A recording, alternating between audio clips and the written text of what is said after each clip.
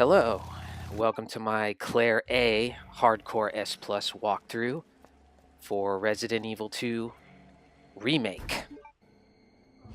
I'm tempted to just let the sublime sounds of Shukichikina keep playing over this opening section, since it's basically just duck soup.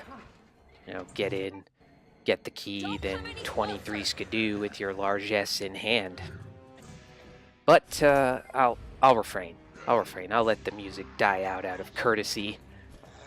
You know, I live in an undisclosed location in the hinterlands of the Far East, so I forget myself sometimes, which is not entirely a bad thing, but anyway. Exit the premises and watch Leon totally unrealistically take out a zombie with one headshot. LOL. Don't shoot. Bologna sandwich, man. Nonsense. Attention all citizens. The beginning here is pretty much the same. I opted to use, as you can tell, the classic RE2 music and sounds for this run, because why the hell not? Because nostalgia ain't what it used to be, oh my droogies. In that respect, it's different from my Leon A run, but in most other respects, it's a dead ringer for it, with one gigantic exception. One exception. As anyone who's played Claire's campaign is aware, managing her inventory is in no sense a drop in the bucket like it is for Leon. And to just go ahead and let the cat out of the bag, spoiler alert, this is going to be your biggest challenge in trying to S+ Claire on hardcore. Everything else is either the same or easier than what you have to endure in Leon's campaign.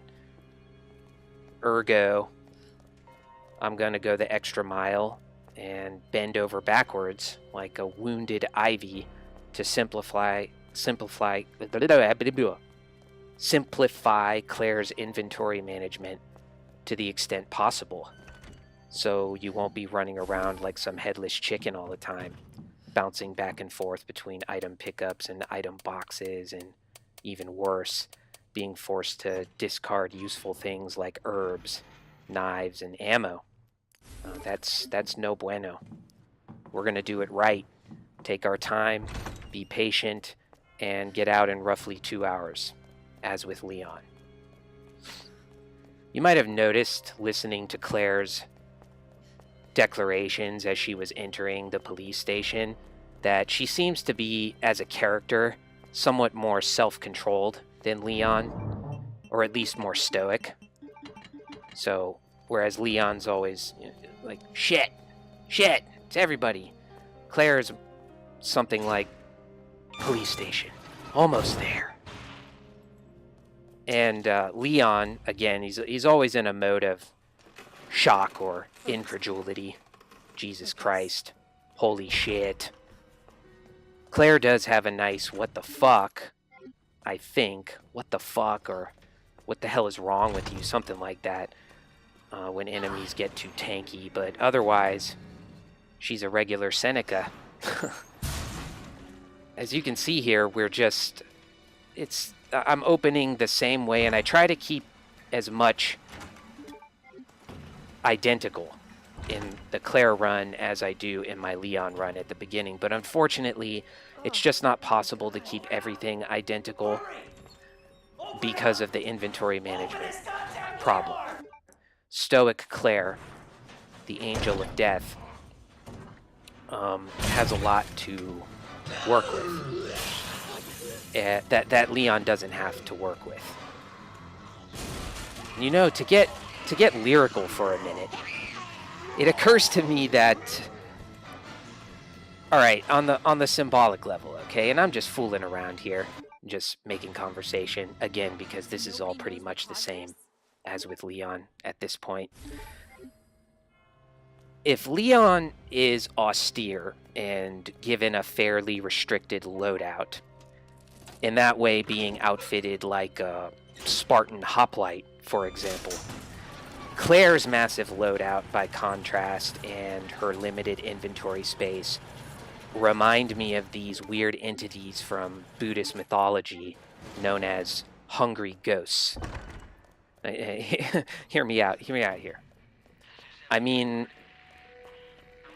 okay, take it with a grain of salt, cum grano salis, but listen. It's kind of bizarre, but hungry ghosts are depicted as having huge fat bellies and tiny narrow throats. Can you see that? So they're always craving and biting off and chewing more than they can swallow.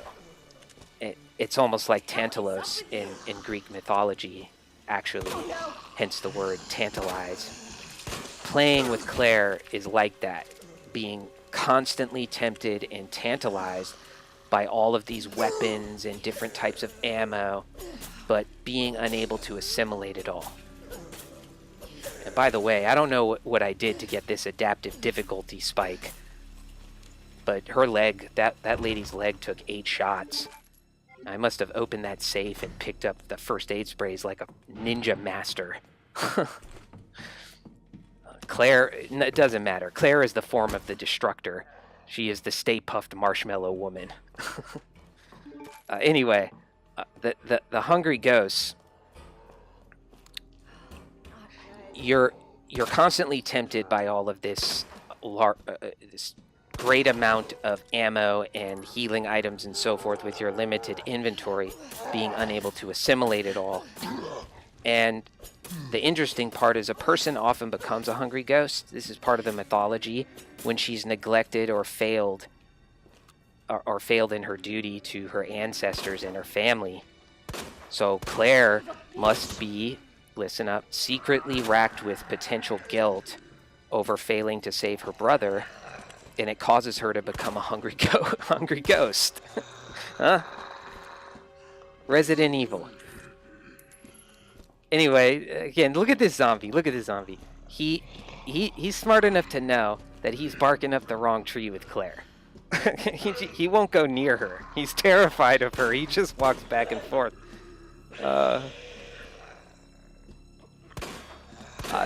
Listen to this. Asshole. I love how she calls the zombies assholes. As if they're like construction workers catcalling her on the street or random dudes macking on her at the disco. That's the stoical aspect of Claire. Okay, so we're doing the same thing with Leon here, right? We go in and we get some extra ammo. But as opposed to going straight to the save room after this, we're gonna head over to the office across the hall and pick up the stuff there, including the extra ammo pouch and the Ned Mr. G extension for a gun that she doesn't even have right now. And the reason we do that is because if we did this in the order that we did it in Leon's playthrough, her inventory would be full, and she would have to make an extra trip to the save room or the item box out in the hall. So we just get it now, and then we can stash all this stuff and have the extra inventory space when we go upstairs. Makes sense? So the code here is the same, Ned Mr. G, but you're not going to be able to put this instantly on a gun like you do with Leon. So you really are going to want to... Oh, I'm sorry, it's not this, it's the one upstairs. My bad. You will be able to put that instantly on your gun. Although I can't say you're going to notice much difference with that on your gun, be that as it may. Now it's pretty much the same, except when we go into this room, we're going to just dump everything.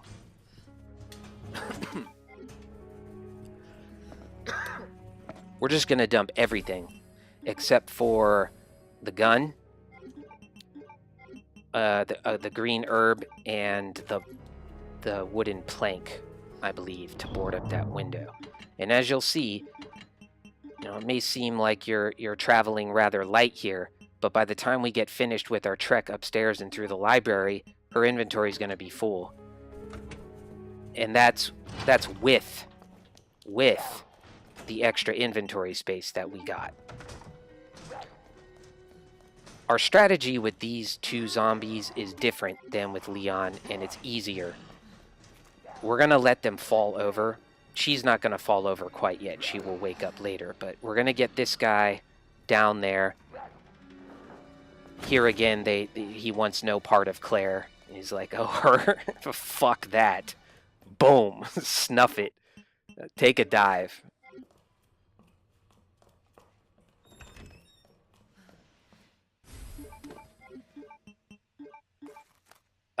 Now you get to watch me make an ass of myself trying to use my meatloaf, as it were, to solve this stupid puzzle.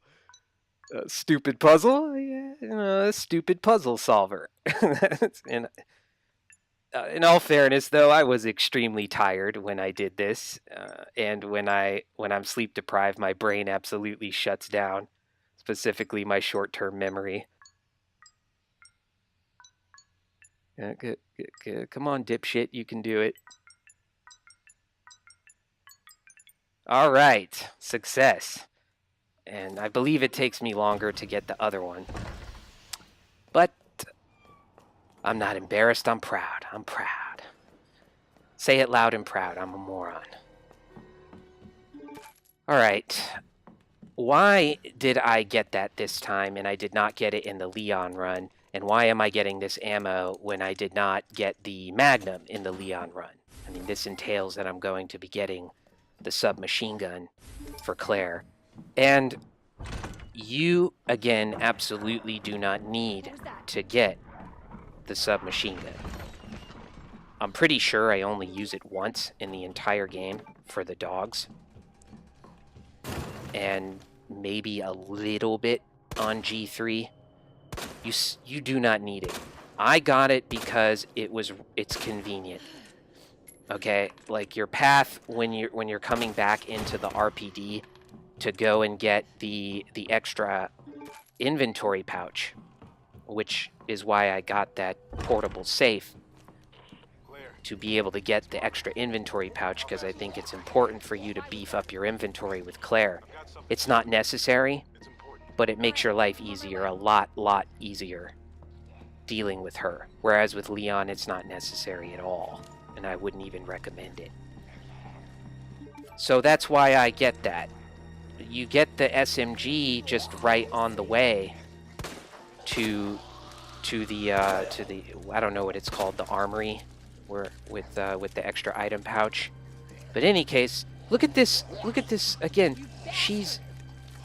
She just won't go near Claire. They just walk back and forth, and they're like, "Oh, Claire? Fuck that. I ain't going near her. I ain't going near her." You noticing that theme? She'd walk back and forth until the cows come home. She won't approach Claire. She knows the angel of death when she sees her. It won't even breathe on her. Although it still took 7 leg shots to take her down, though. So you see the difference here and how much more efficient this is than what I did in my Leon run. I'm not killing that guy, and I'm running around this way, not just to get the gunpowder in this room, but because if you walk down the shorter path to the door, you're going to wake up Tubby. So I'm going to pick up the book here, and I'm going to walk, hugging sort of the right, so I don't wake up Mr. Tubby. And that's it. If you play it careful like that, I doubt you even have to walk, but you just do it just to be extra safe so you don't wake him up. You're going to lose like 1.8 seconds. Who gives a shit, right? It's not important. So we grabbed the book in order to be able to get the jewel, in order to be able to put it in the nicely ornamented Fabergé box, in order to get the badge, in order to get the submachine gun. And that's what we're up to here.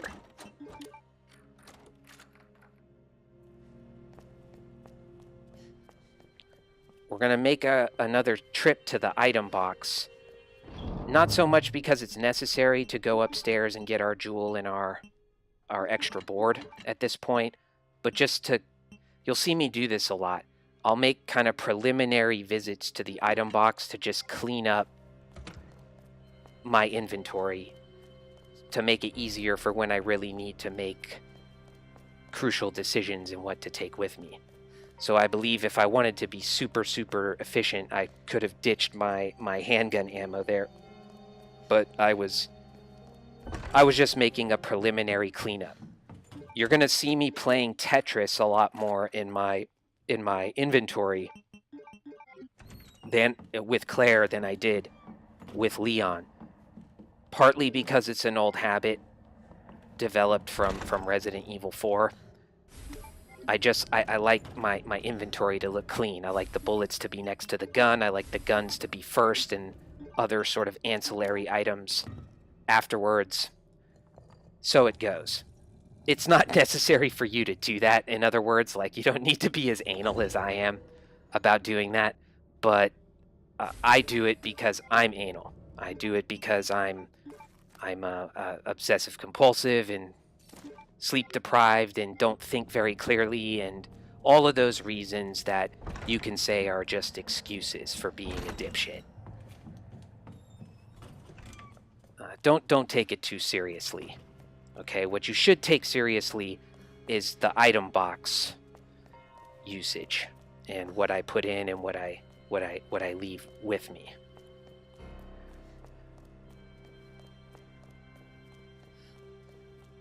So let's see what we do here. Put the jewel away, and that's it. Oh, no, bullets. Yeah, get those bullets out of there. You really don't need them.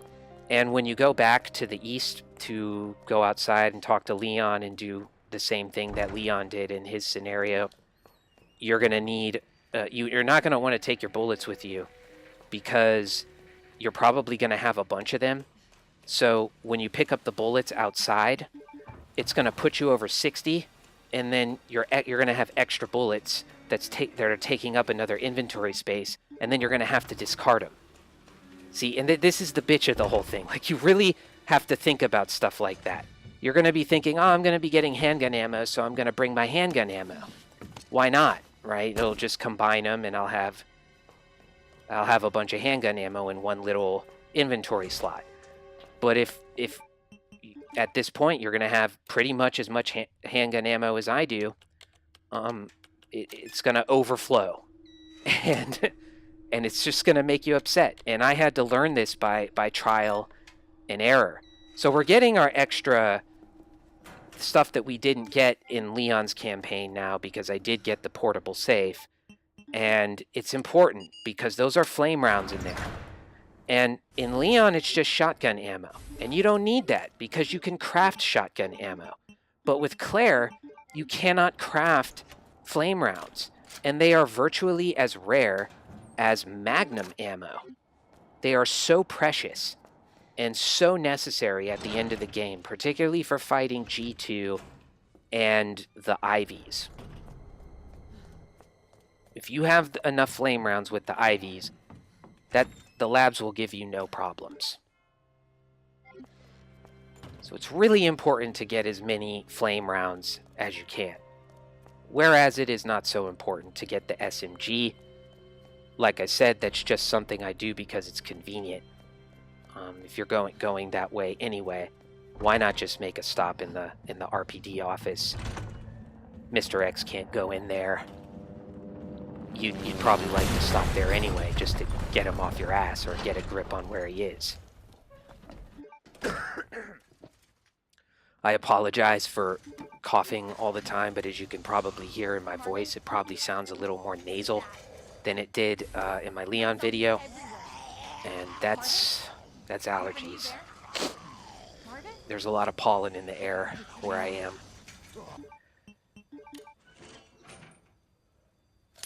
Walk in here, like I did not do with Leon, because that police guy who you busted by earlier might be standing there. And if you run in, you're just going to run right into him and he'll grab you and give you a big hug. He won't be gentle with you like a lot of these other zombies who prefer to avoid Claire. So just walk there. And if he's there, just be patient, kind of back out through the door and poke your head in, and he'll eventually walk to the side, and then you can just walk by him. It's not a big deal. Yet again, this zombie jumps up on me and tries to ambush me from the side, so I have to run around the table and go out this way.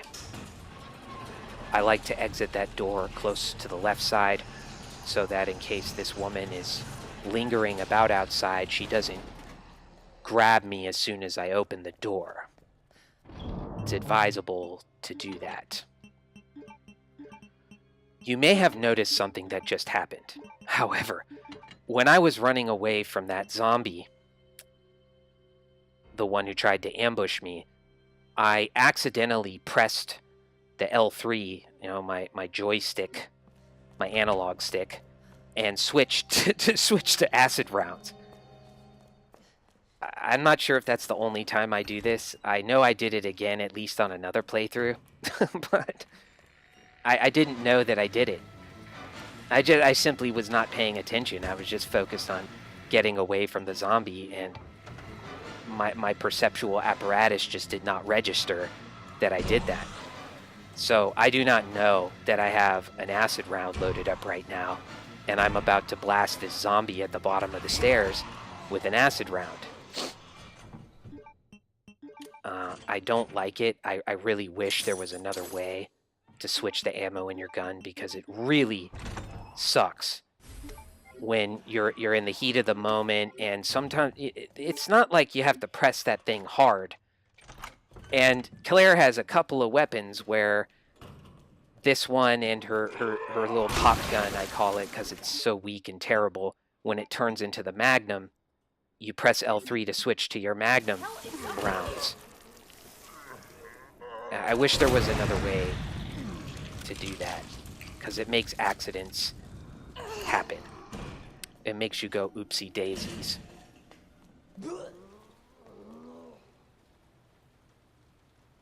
Let this woman now fall down and commit suicide, or at least attempt to, and then give her the barbecue treatment.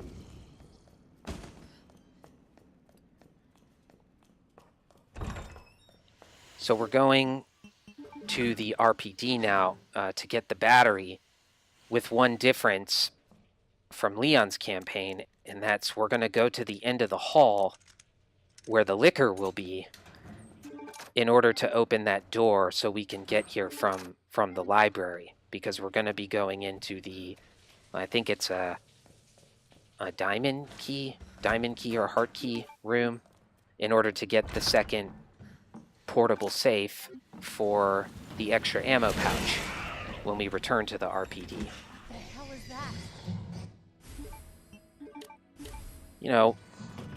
And we're going to kill the liquor, unfortunately. And I say unfortunately because most enemies in this game have not a spark of decency. Okay? But liquors do. If you don't fuck with them, they don't fuck with you. I respect that.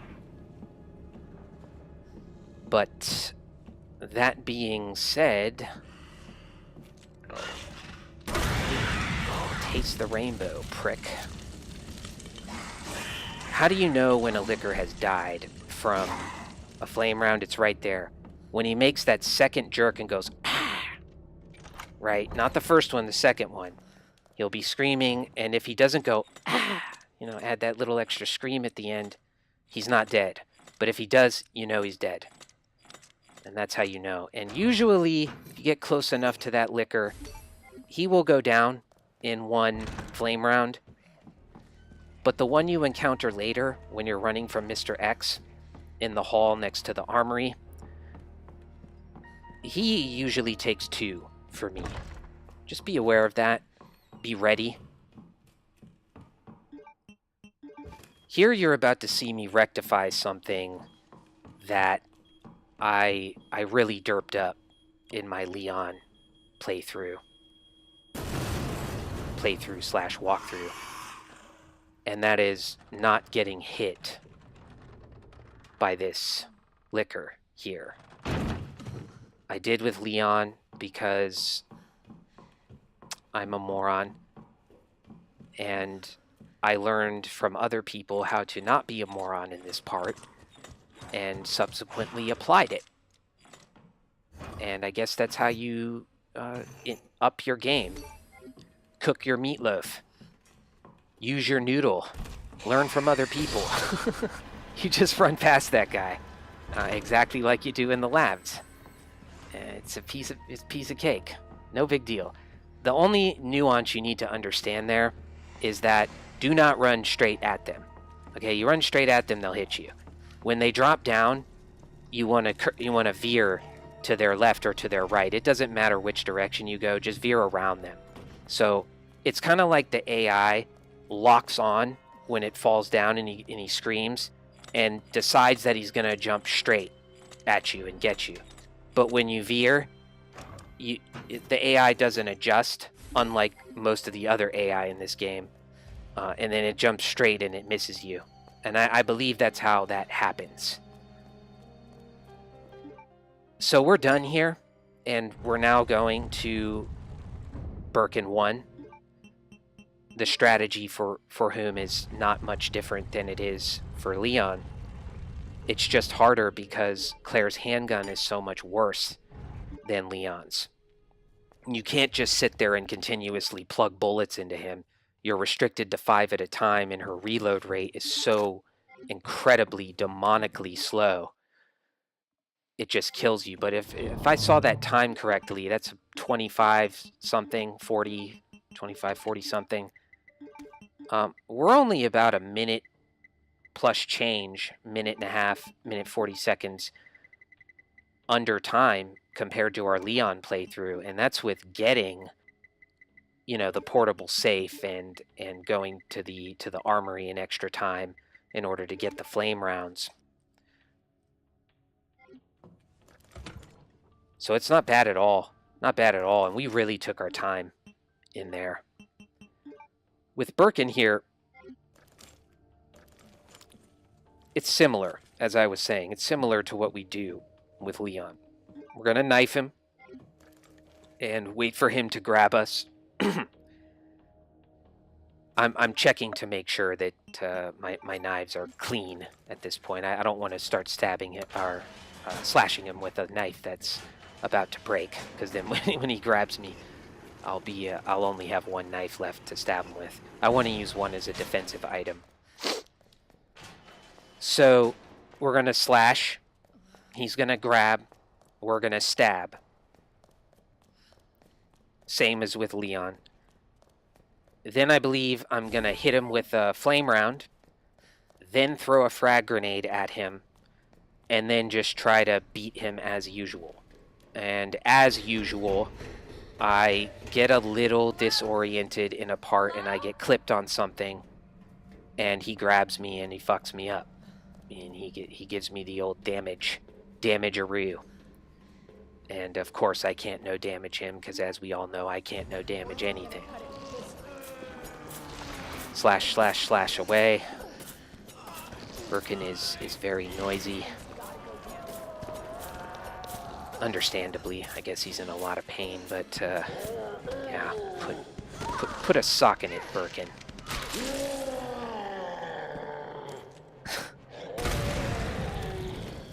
Yeah, so flame round. I guess I should comment on the fact that you see me loading, equipping, and unequipping weapons. Not loading, you can't load from the inventory screen, which I try to do sometimes because it's a habit I have from Resident Evil 5. So you see, I have all these bad habits I picked up from Resident Evil 4 and 5. And, loading from the inventory screen is absolutely essential in Resident Evil 5. And I'm always so tempted to do it here because the reloading animations are so slow. But anyway, I'm not loading from there, of course. But you can equip and unequip. And I like to do that because it's hard for me to do it on the fly like when I'm running because of the way that the DualShock controllers are structured. I have to sort of lift my thumb up and stop running and then hit one of the directional buttons. And it just gives me time to think, like, what do I want to equip now and whatever. And I highly recommend that. It's something I recommend to everyone who's having trouble. particularly with this boss and with G2, because it gives you time to think.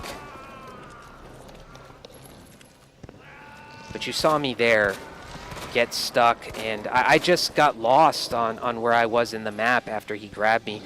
Pretty much the only times I really get wrecked in this game is when someone grabs me and I get turned around, and I just don't know where I am exactly. In this little area here you see me running through, you need to know where you are exactly, or you're going to bump into a wall. You get caught in one of those little corridors, and you know, you don't even have enough room to swing a fucking cat.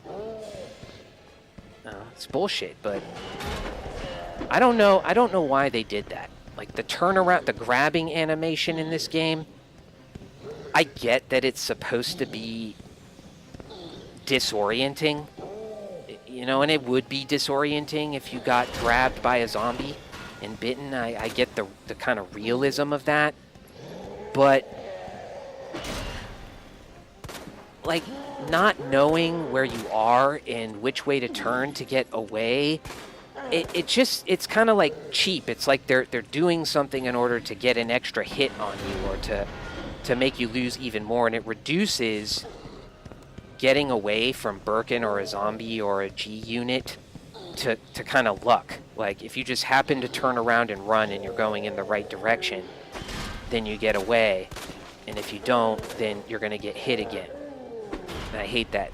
That right there, I have a feeling that would have hit me if that was Leon. But Claire is faster than Leon, so she just, by a hair's breadth, got away from that swing by Birkin.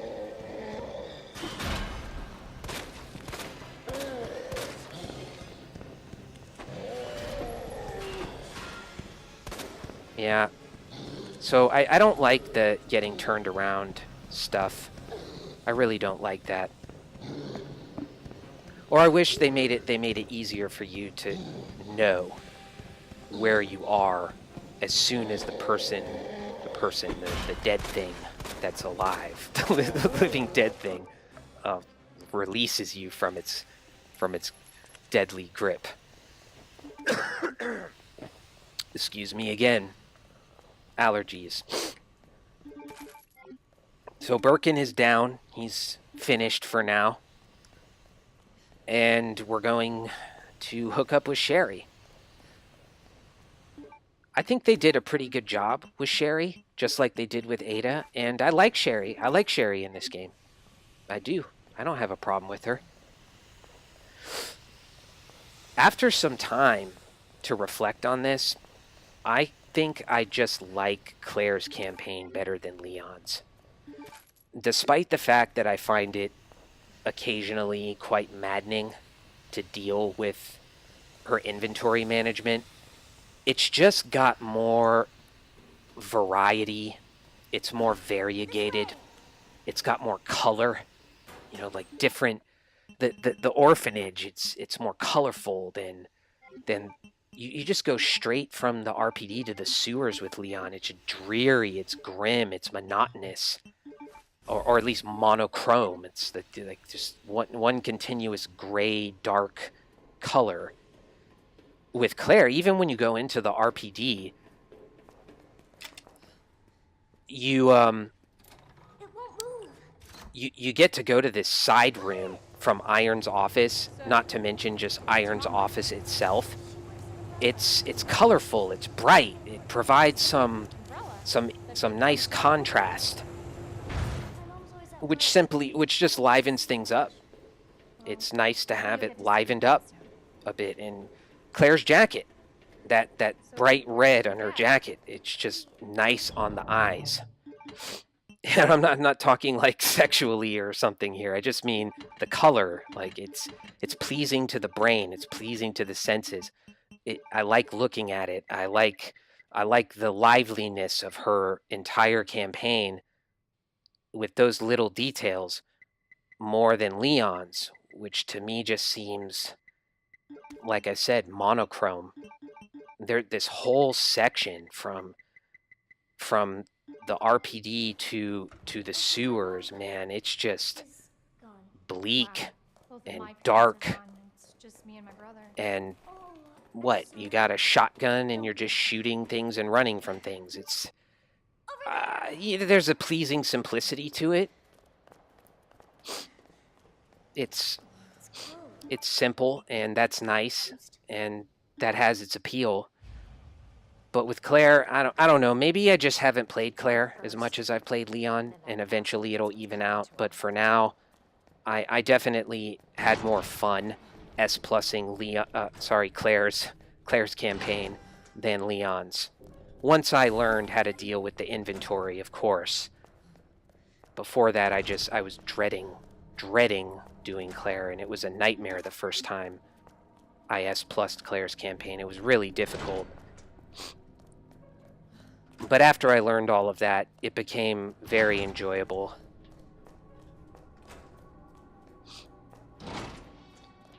So you'll notice that here, when I came up from the ladder, I thought to bring my extra clip thingy that I had got early in the RPD, because I knew I would be getting this gun. I suggest that you do the same, because this is pretty much, outside of one more small part in the RPD, this is the only time you're ever even going to be, threatening to use this gun. You're just not going to need it. Although, caveat here, if you don't get the submachine gun, you are going to want to use this gun to deal with the dogs. And it's not that hard. Seriously.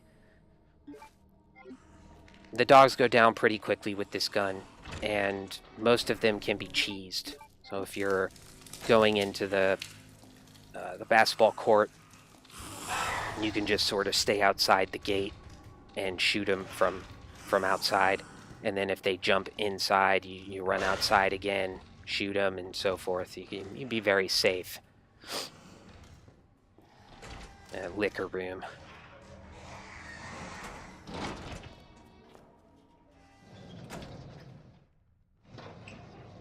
Here we're doing differently than with Leon, because Claire unfortunately has to get the diamond key, which Leon does not. So what you want to do is grab the key and run as fast as you can. You won't have any problem. The guy by the door isn't going to get up quick enough to bite you.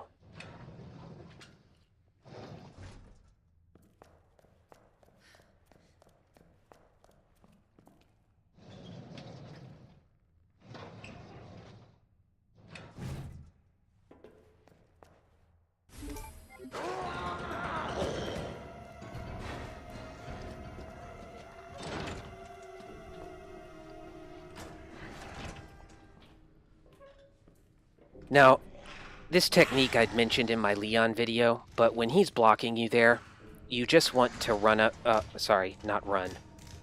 up to him, get him on your scent, walk back to the door, open it, and stand there, and then he will reset and go away onto the wall. And then you can just walk by him. I mean, lickers are... Yeah, they're the kind of enemies I like. Predictable, honorable. Yeah. And cool looking, too. Cool looking and lethal. So in case you didn't catch it, this section for Claire is a hell of a lot easier and shorter than it is for Leon. That guy came from. You don't have to deal with dogs, most notably. But overall, I actually find that the first leg of her campaign, to where we go from the beginning to the sewers, we're going to be saving in the same place as we did with Leon. It's longer consistently for me than it is for Leon, and it's a pretty brutal stretch of gameplay. For Leon, I believe it took us 102. For Claire, it's going to take about 114.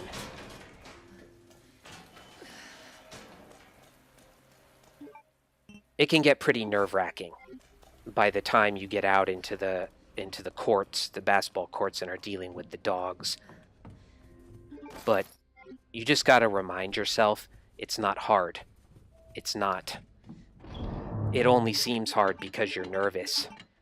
It seems hard because you don't want to mess up. But you won't. I promise you, you won't. There's nothing to mess up on once you get to that part except Sherry's section, and you're not going to mess up Sherry's section. Follow my lead. Listen to what I tell you. You're not going to mess it up. And that's coming from somebody who has screwed up Sherry's section before. The first time I made it there, I had a mechanical error. I was coming through a cutscene, and I was holding right, like on my analog stick, and I was supposed to be holding left or something, you know, to get away from irons as quick as possible. But I was holding the wrong direction, and I ran right into him. I just ran right into him, and game over, instantly. It was like I got the wind knocked out of me. It was terrible. No, you don't want that to happen. But unless something like that happens, you shall be fine. I guarantee it.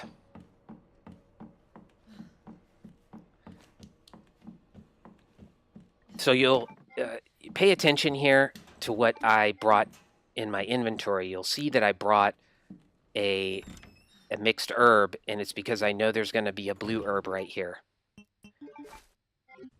You'll want to do that too, just to, you know, add to your stockpile of healing items. I'm walking because I don't want to aggro these zombies too early, and I'm only going to kill this one. Why?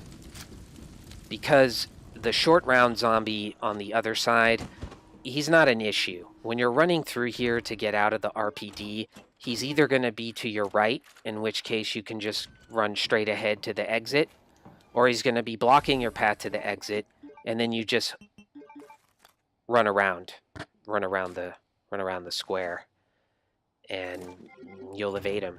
No, it's not a challenging thing to do. And your flame rounds are so precious, I just wouldn't recommend wasting one on this guy. You just don't have to worry about him. Short rounds are not the smartest zombies in the zombie apocalypse. The rhythm to this section, you come in, you use the inventory box, you get your heart key. You grab the things you need to go up and get the wheel, or rather the wheel and the first electronic part. You come back down, you grab everything you need to go downstairs and get the box to put the jewel in.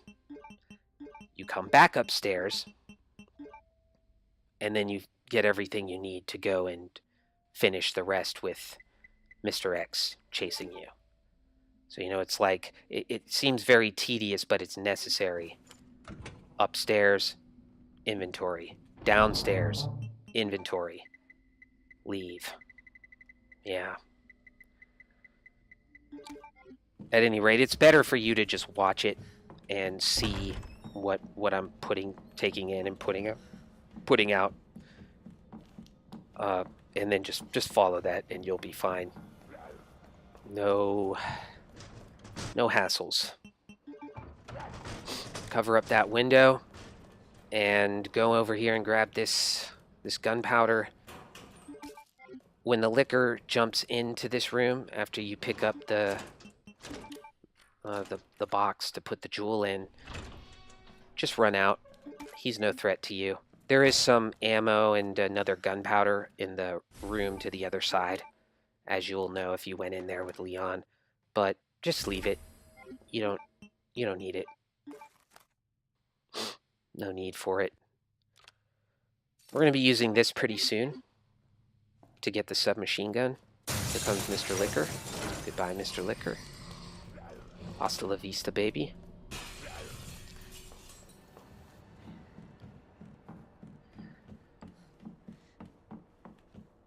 So now it's Mr. X time. Mr. X, in my opinion, is harder to deal with Claire, but that's perhaps just because I take a longer path to get the submachine gun. But it's really the liquor in the hallway that makes him harder to deal with for me. It's not like it's hard, but it does make it feel a little tighter. And especially if you're going to get the extra ammo pouch in the armory, he's usually going to follow you in there. And it can make you feel pretty anxious, pressed under a lot of pressure. And you have to feel in your guts, you have to know in your bones that he's going to give you enough time to get what you need, get out, kite him around. And once you get to the room with the library crank, you're okay, because you can kite him around that little shelf forever. Till the end of time. And grab all the items you need, and then leave and go back into the hall. And go upstairs to the clock tower. The only tough part it may seem is when you're out in the hall, very exposed, and that liquor is there, and you have to use, I guess you don't have to, but it's advisable for you to use your grenade launcher with a flame round to take out that liquor, because you're going to be running from Mr. X, and you want a clear path. Before I get there, it is worth mentioning that you are going to see a zombie in the hall in addition to the liquor. And you might be thinking, what the fuck? And if you are, you'll be echoing exactly what I was thinking when I was there. What the fuck? Where the fuck did that zombie come from? I've never seen him before. Who is he? What's his name? Where was he born? I don't know the answer to these questions. But after looking at him again, I can tell you who he is. I've cracked the mystery. He is the zombie that is laying in the room right across the hall where you get the extra ammo pouch from the safe. He wakes up when you leave, when you go up the stairs and leave out into the hall from that room in the initial section of the RPD. All I can tell you is, 9 times out of 10, he just stays in that room and does not come out into the hall. But for whatever reason, on this playthrough, he made his way out into the hall, and I had to do a little dance to get around him. Thankfully, Claire is the Stay Puft Marshmallow Woman, and he really didn't want to get he didn't really want to get close to her. So I just kind of stood there, and I had juked my chronics Mr. X earlier, so I had some time to screw around with the guy. But my whole point here is that if you want to be sure that you don't have to deal with that guy in addition to the liquor, kill him. The first time you're in that room, when he's laying there and you get your ammo pouch, just kill him. Shoot him with the handgun, blow his leg off, knife him, do what you do. Just kill him. So we're going in here to get the final portable safe, and leave fast because Mr. X will be coming, and run straight to the RPD room. But once you get there, you're safe. You simply do not want to let Mr. X corner you in the laundry room because he will go in there. So grab the portable safe and leave, and run to the RPD room. And you'll be fine. You get here, you're finally going to get your submachine gun. We're not going to deck it out. We're not going to get any of the mods for it because they're unnecessary. Strictly speaking, as I've been saying, the gun is unnecessary. I like to use it for the dogs, but I'm not even sure that it works better on the dogs because of the shitty reticle than the laser sight handgun does. Pardon me. Yeah, here you see the dipshit trying to solve a puzzle. The problem I have sometimes with these is that the pattern they'll give you on occasion is you know, you're going from left to right, top, middle, bottom, da-da-da, and when it falls into a certain type of pattern where the buttons are not intuitively related to each other in some sense, like I can't just go top 1, bottom 3, middle, across, up, down. My brain works in kind of like linear patterns like that. And when the code isn't in a linear pattern like that, it takes me a while to do those puzzles. That's the truth of it. But I've seen people on these speed runs and on other walkthroughs, man, they figure those things out. They figure it out in like 10 seconds. It's unbelievable. I don't know how they do it. I guess nature is very inconsistent with her gifts. she gives some people some real talents that she just doesn't give other people. But thankfully, this video is not for the people with special talents, so you'll be fine. So what we're preparing for here is probably the toughest section with Mr. X. And there's going to be a licker out in the hall, as I've mentioned already, and you're going to want to kill him.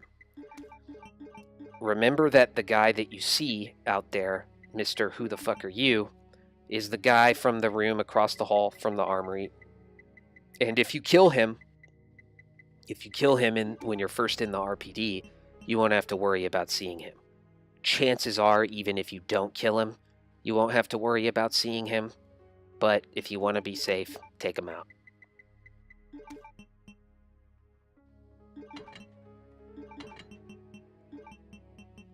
What we're going to do is,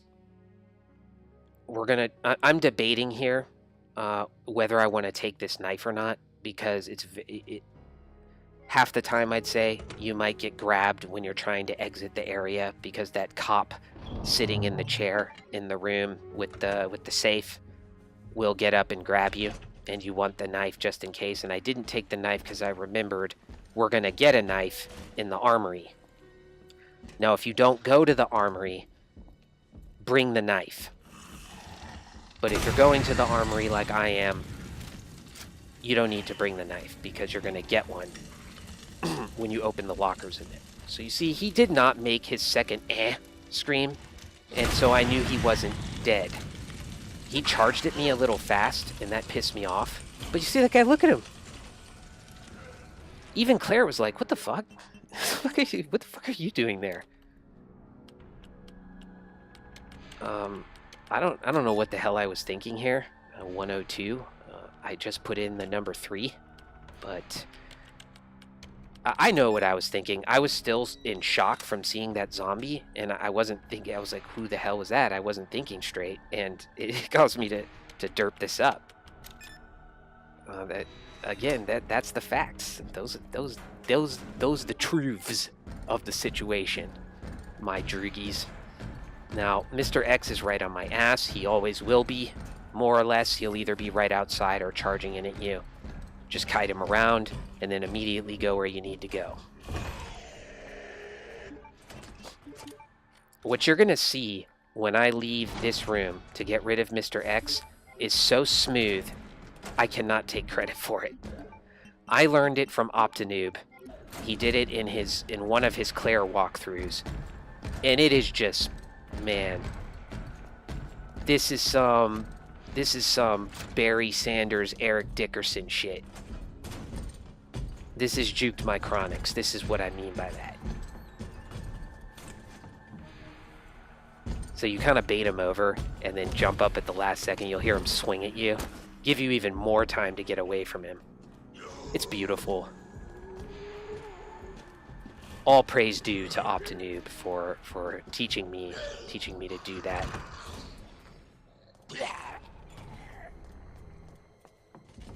And now it's equivalent.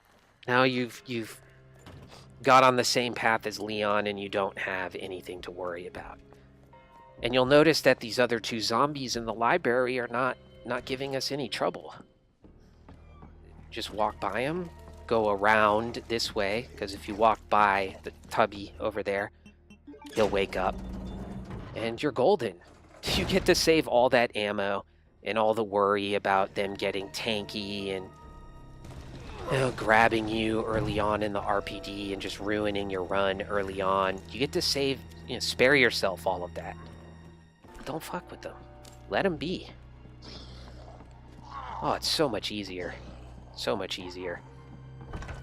This part with Claire is easier than with Leon because the ambush zombie over here can be taken out with a simple flame round, whereas with Leon, he still has kind of a weak-ass shotgun at this point.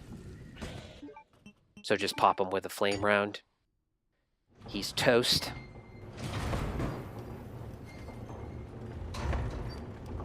But if anybody has any worries about Mr. X in this part, I don't know how I can assuage those worries, because what you saw there probably looked pretty tight to you, and it may make you very anxious playing Mr. X. I just read an article from some game website, and the guy was pretty adamant that Mr. X, it caused him like existential trauma.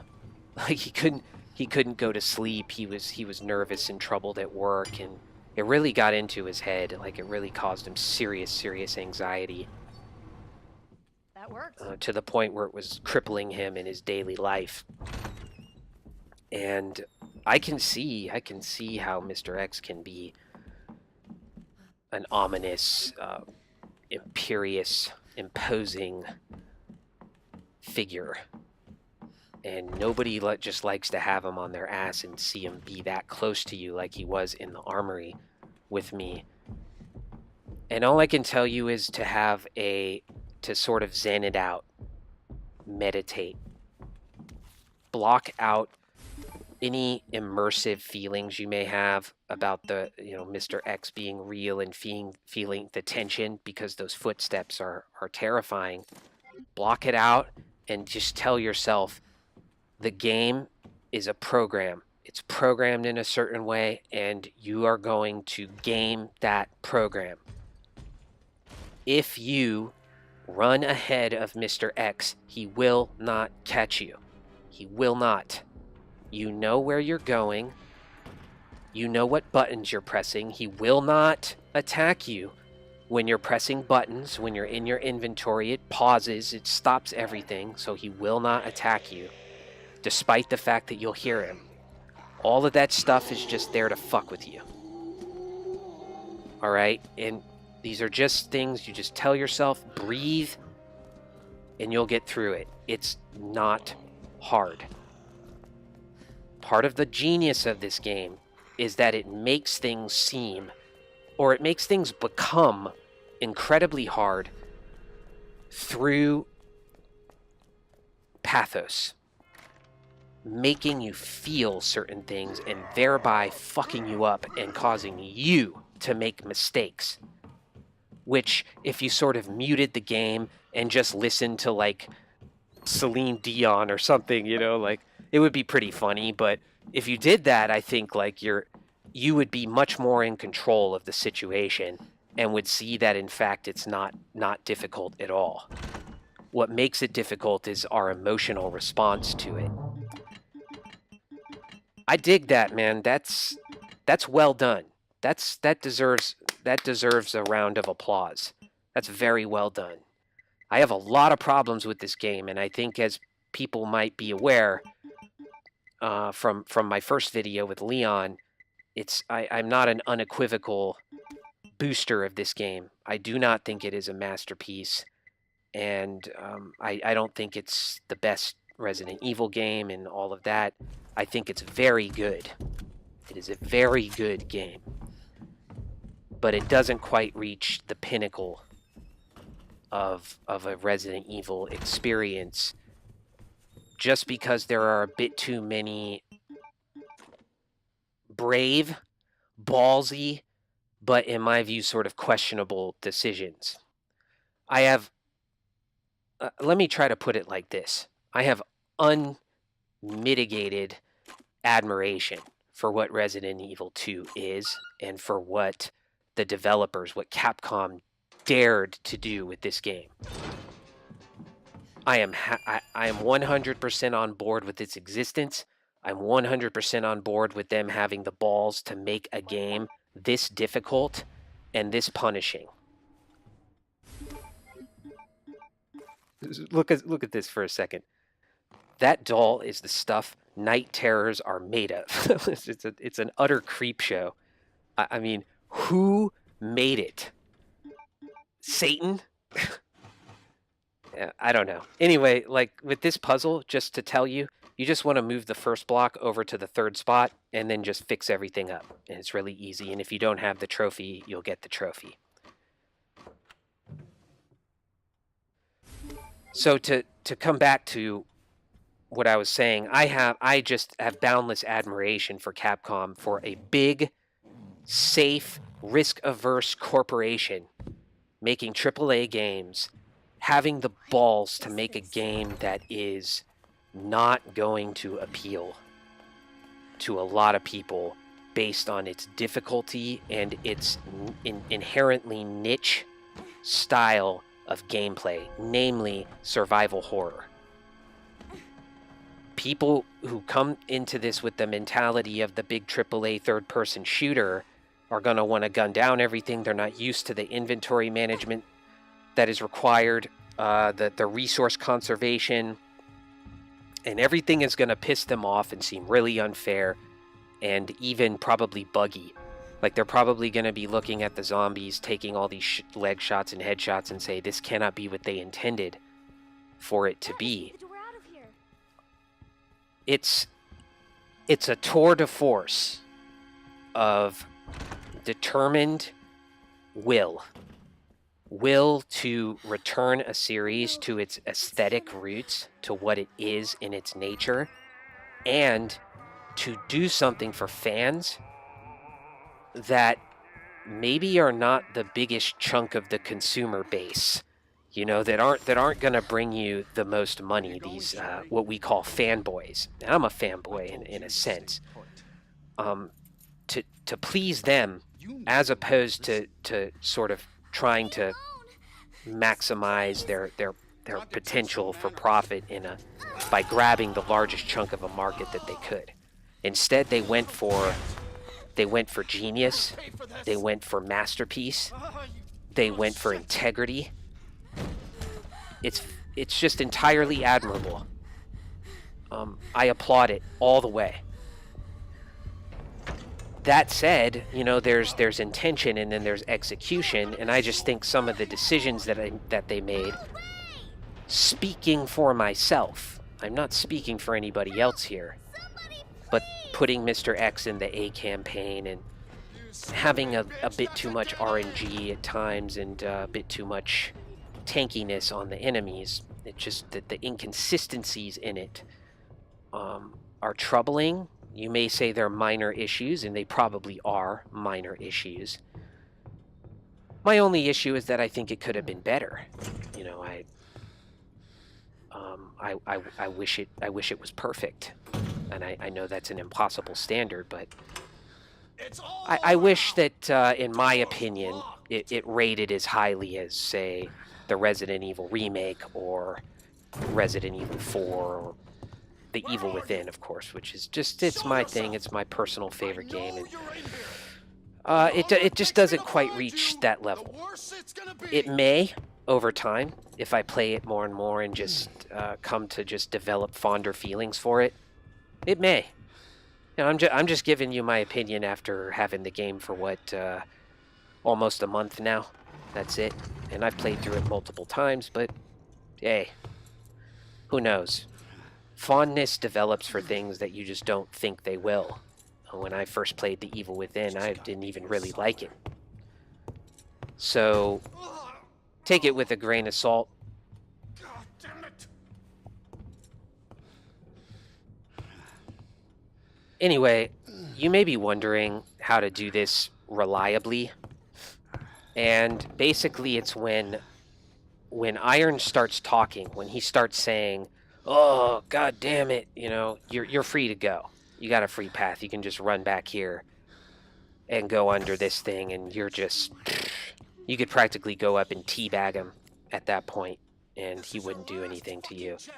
So just wait until he starts moaning and groaning and bumping into something. You can just run back here and you're fine. No big deal. It burns. You're going to run and get the keys, and then you're going to exit the premises with extreme prejudice. Fuck is my key? I see you. I think this part is a little... They hammed it up a little bit by going way too shining on this. Like I'm surprised they didn't have him when he axes through this door. Like literally have him go, "Here's irons." Look at this. Look at this. I'm coming, Sherry. I mean, come on. And then like right afterwards, right? He has the shining here, and then when Claire comes in, he has a chest burster come out of him like Alien. Yeah, so when I said this game had integrity, I wasn't implying that it was entirely original. Of course it's not entirely original. It's a remake. That's okay. That's okay. I have no problem with that. Paying respect and honoring the tradition, the horror tradition. No problem. Go ahead.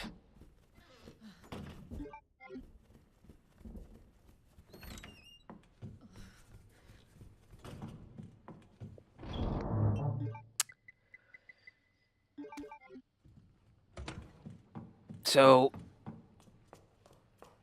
now we're off to the doggy part, the Cujo part. And I've brought my submachine gun because this is where it's most useful in the game. I want to emphasize once more that if you don't have the submachine gun, you do not need to worry. The dogs will go down with, I don't know exactly, 3 or 4 shots from the laser sight gun. I don't know what it's called. Just use that. Here comes Mr. X, and we're gonna circle him around and make him look like a fool.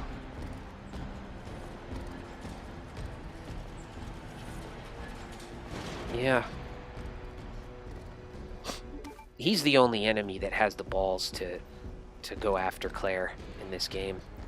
I guess Birkin does too, but Birkin is a different story. I don't even think he knows what he's doing.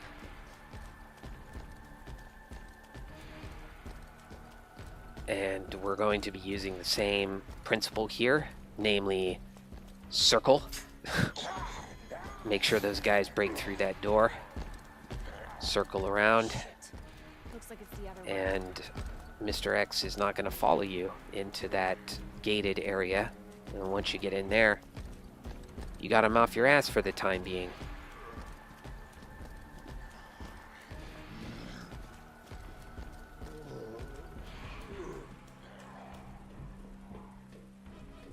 Looks like the only way forward.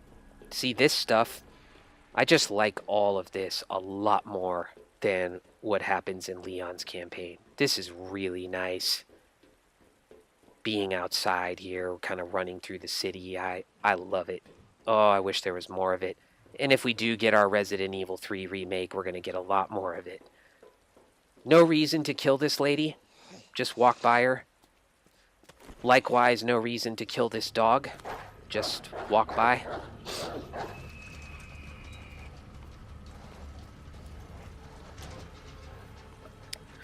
And you want to point your gun right about where I am here. I'm surprised I don't get better RNG on shooting this guy, but I did a pretty good job. Remember that dogs are only going to put you in caution if they hit you. This dog is going to hit me because I ran out of bullets and had to reload. Couldn't kill him. They're just not much of a threat, especially when there's only one of them. Take your time, line up your shots. You'll eventually get them. Now, if you want to be super safe here, go up and shoot these dogs, and if you don't kill them, or if one of them jumps over, you can just run back out of the fence, the door on the fence and that you entered by, and just pick them off from there. Okay? So this part is just no threat at all to you. They give you more than enough to get through this part 100% safely. Okay? They even give you an herb. 2 herbs, actually, because you get that one coming out of the RPD. And you're gonna come up to a bus, and there'll be a blue herb outside. Be sure you don't miss that. And I recommend this to you. If you have the ammo, the submachine gun or handgun ammo, just kind of stand here and put in the effort to kill this guy. Don't think you just gotta run by him. The dogs are not gonna jump on this bus and hurt you. But what they will do is if you stand here long enough killing this guy, they're gonna jump over the little barrier, the little garbage barrier that's separating you from the orphanage, and as a result, they won't bother you when you're going to the orphanage. You're gonna have a clean path there. The orphanage. Now, I'm not sure if that's science, like 100% consistent or true every time, but it's been true every time for me. So take it with all the necessary qualifications. I haven't run it 100 times, you know. If it doesn't work for you and they don't actually jump over the barrier or they jump back and attack you, I'm sorry. I'm only saying that it's worked every time for me. Okay? We're coming up here just to get the first aid and the SMG ammo, which we really just aren't going to need. But it's worth getting anyway.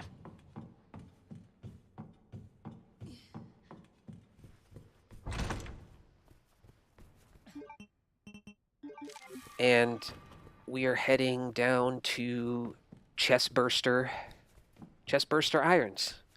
And then to the sewers, where hopefully you will have no problems. You're not going to face a G unit, a G adult, and a G spot before you get to your save. You're just going to have a room with 3 zombies in it, which is really easy to get through. You can make a save before that room if you want, but I would say you're so close, man. Don't. You don't have anything to worry about in that room. All you're gonna do is run to the left and pick up the flame rounds while that guy is getting up off the ground. Turn around and look to your left. There will be one guy reaching out far enough away to where you got time. Pull out whatever gun you have, your submachine gun, your laser sight pistol, and just pop him in the leg until he's either stunned or goes down, and then run past. Plenty of time. Plenty of time. Sherry's water. So you're going to get I think these are your first Magnum rounds here. And the Magnum is going to be important in the sewers and in the labs.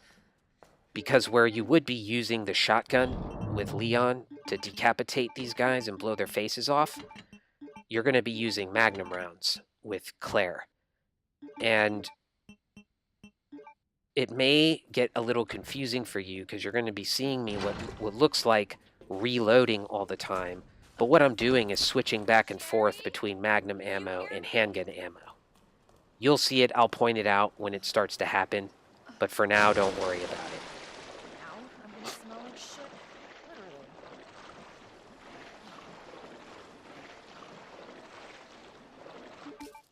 There's not going to be a G monster here, like there is with Leon, so you have a clear path. You're home free.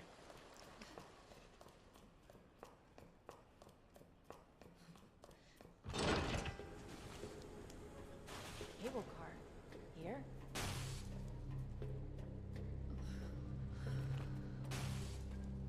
So here's your room.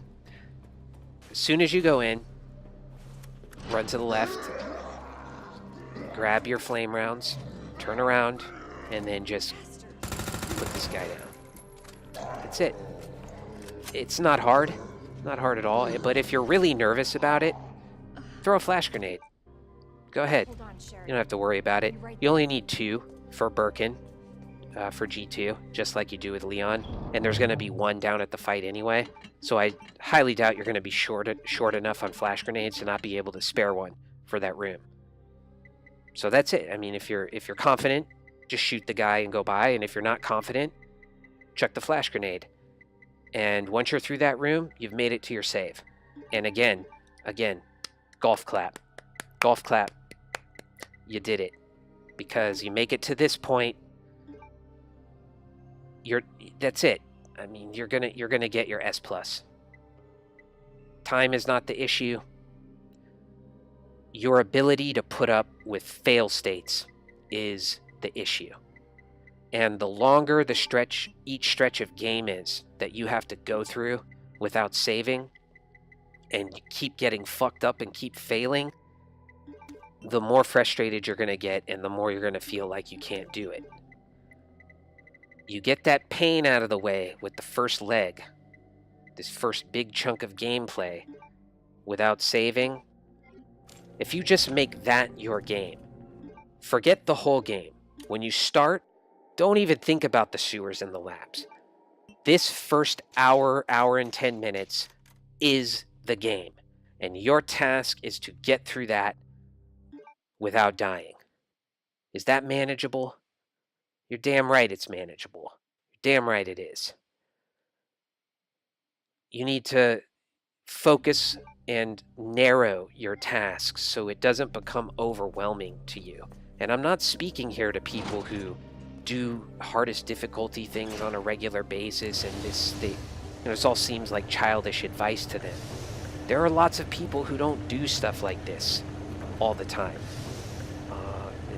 They just want, they play Resident Evil games and they like to get the infinite weapons because they're fun, and maybe this game they love so much they just want to do hardcore S+ and get all the unlocks and 100% on this game. I mean, that's how I started. I loved Resident Evil 4 so much that I wanted the hand cannon, and I would have done anything to get it. I was willing to pay people to get it for me, and I would have. But I could find nobody to pay to do it for me. So I had to do it for myself. And at the time, it was the hardest thing I had ever done in a video game. Like, Mercenaries was all but impossible for me. I was terrified of it, and I was terrible at it. Terrible. And you're on the clock. You got to string together kills. You got to be relatively good at aiming, and you know how hard it is to play with Leon on Resident Evil 4 Mercenaries. Good Lord. So, that was really difficult for me. It was the hardest thing I had ever done in a video game, and it took me days. It might have taken me a week of full 10-hour gaming days to get the hand cannon. You got to start somewhere. And if I didn't have people encouraging me and who I was talking to online who were gracious enough to give me advice and point me to videos and show me better strategies for dealing with things than if I was on my own, I wouldn't have been able to do it. And sometimes you just need that encouragement. That's who I'm talking to, right, when I say this stuff. And if it doesn't apply to you, then it doesn't apply to you. That's fine. I'm not talking to you. I'm not trying to infantilize you or make you into a baby. This is stuff that people just need to hear on occasion. Like, they're not... You are not locked out from doing this mode, from doing porn mode on RE2, just because you're a shitty player. Let's be frank. You are not locked out from doing it just because you can't aim well, just because you get nervous on Mr. X, just because the game gives you a lot of anxiety, just because you're not good at speedrunning. For all of those reasons, no. You're not locked out. You can do this. I am not good at any of those things. You are focusing on using your noodle. Thinking, planning, strategizing, being prepared. If you are prepared and you understand that patience is the virtue in this game, as I emphasized in my Leon video, you've already won.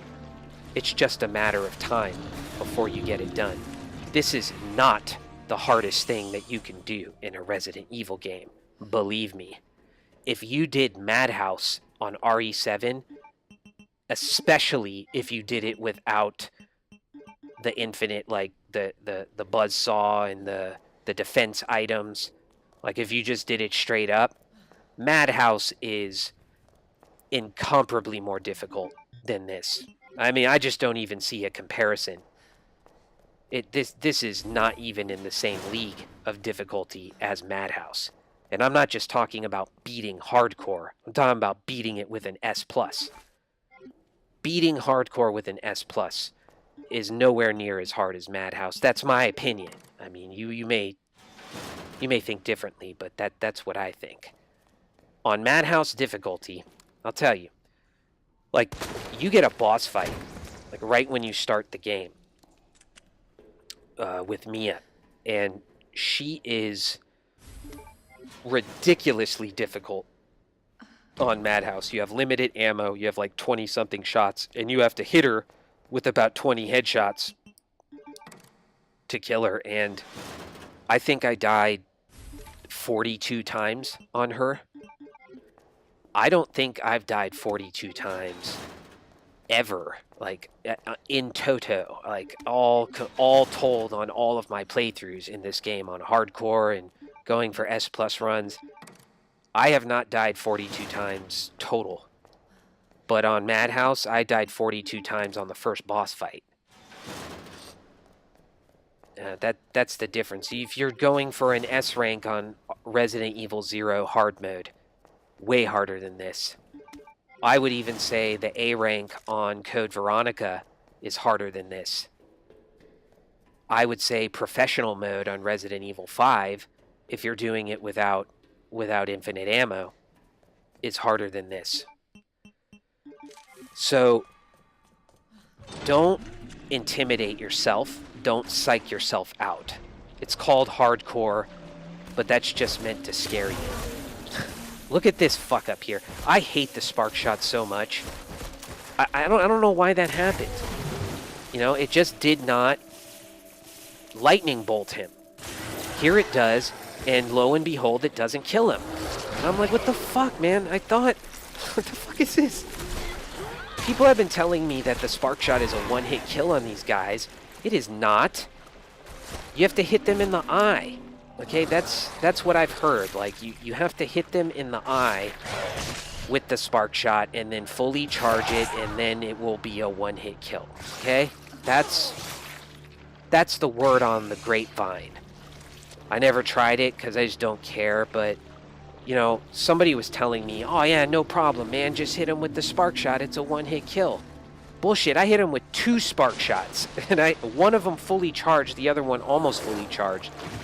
Did not die. Barely left a dent on him. From what I understand, it's much better for you if you want to use the spark shot to just kind of run up to them, and like you do when you're playing with Flan Tofu, who has a bunch of spark shot ammo. Excuse me. You don't worry about fully charging it. What you're trying to do is shock the G monsters, and so you just, you know, pop one off at them, and they'll get shocked for a minute, not a minute, but 3 seconds or so, and it'll give you time to walk past them. I was trying to be safe and smooth, but hey, it didn't work. It didn't work. The whole thing just got jacked up. Bottom line, though, preparation for this part is essential. If you have your health buffers, your red, green, blues, and you use them appropriately, you'll be fine. I mean, I was getting jacked up and poisoned left and right, but I had my health buffer on, so I was fine. So what you see me doing here, I'm switching back and forth between my Magnum and my handgun bullets and my spark shot. I'm never going to use my spark shot again. If you are, you're going to be, of course, you're going to want to be more conservative with how you use it, and you're probably not going to use it at all here. But I'll tell you why I'm doing it. A, because again, I told you I'm not going to use my spark shot again, so I don't really care. But B, more importantly, you're going to want, for the most efficient way, to down Birkin 2 in one cycle, 4 Magnum rounds. You do not want to get below 4 Magnum rounds. You're going to get some extra Magnum ammo here, so I wouldn't worry too much about it. But I'm trying to... these guys in this room are bastards. And I think they're built to make you whiff on your shots. So the best strategy if you want headshots on them is to do what I did. Back up into the room. And when they break in, they have this animation where they kind of lunge forward and then their head pops up and it gives you a kind of a free headshot. That way you greatly decrease your chances of screwing up and missing. So see what I'm going to do here. I don't know if he's dead or not, so I'm going to switch to my handgun ammo. Give him a pop. Make sure he's dead. I do this to the guy over here, and evidently it doesn't see. Again, I have people telling me all the time, spark shot, one shot kill on zombies. Nonsense. Nonsense. I just spark shotted him, fully charged, and now I'm going to give him a handgun shot, and I'm like, okay, now he's dead, right? No, he's not dead. Fully charged spark shot, handgun round, still not dead. He's gonna get up when I get out of here.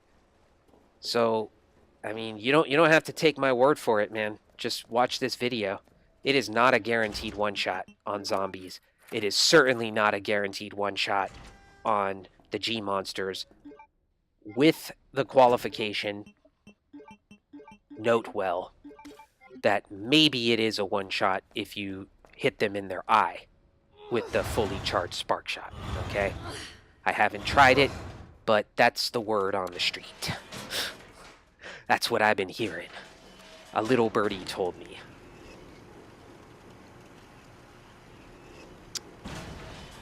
Just going up here to get the extra Magnum ammo. If you want to go up a little further, you can get an extension to put on your SMG. I believe it's the ammo extension. It's either that or the silencer. I'm not sure, but who cares? Because you're, I don't know. You just don't have any need for it. You don't have any need for the submachine gun. I call it the Uzi because it's an Uzi. That's what it is. Yeah. So don't forget to grab the rook. That's always a key thing. In truth, you don't really have to go into any of these rooms. The only reason I went into the rooms was because I wanted the Magnum ammo, because I'm going to use it on Birkin and on the zombies in the labs. But if you feel you don't need that Magnum ammo, then you could just run in and grab the rook and run out and go back down. Okay? Just know that. This guy's being a fucking asshole, man. He usually fucks off and goes way down to the other end, and you don't have to worry. Look at his arm. Okay. That's all I'm gonna say. For those of you who watch my Leon video. Okay? If you don't know what I'm talking about, go watch it. And come back here and have a look. That's all I'm gonna say. That's all I'm gonna say. I'll leave it at that. But yeah, usually he fucks off way down there, and you don't even have to worry about him. But for some reason, he just parked himself right by that ledge, and yeah. So that's what happens in this game. That's RNG. That's what it does. So we're coming to the Birkin 2 fight, which in my opinion is probably the hardest boss fight for Claire. It's because she doesn't have the flamethrower And so it is not as easy to know what exactly is going to allow you to one cycle G2 as it is with Leon. With Leon, flamethrower. Period. That's it. Claire is a bit more complicated. Carcinogen and a friend of his All right, worked Sheriff. out On my way. with some PC mods. They figured out how much HP Birkin has, and they figured out how much damage you need to do to him in order to one cycle him. And they crafted an ammo path, I guess you could say, for the most efficient and safest way to one cycle Birkin, to lower his HP enough to one cycle him. It's a bit convoluted, but god damn it works. I practiced it upwards of 10 times, maybe more, and it worked every time. Every single time. So whatever science they use to do that, it is exact, because it works. Just explaining it to you is probably not going to help, because as I said, it's a bit convoluted, but the order is important. The order in which you fire and use things on him is important, because it's going to determine when he goes down, when he staggers, and where he goes down and where he staggers.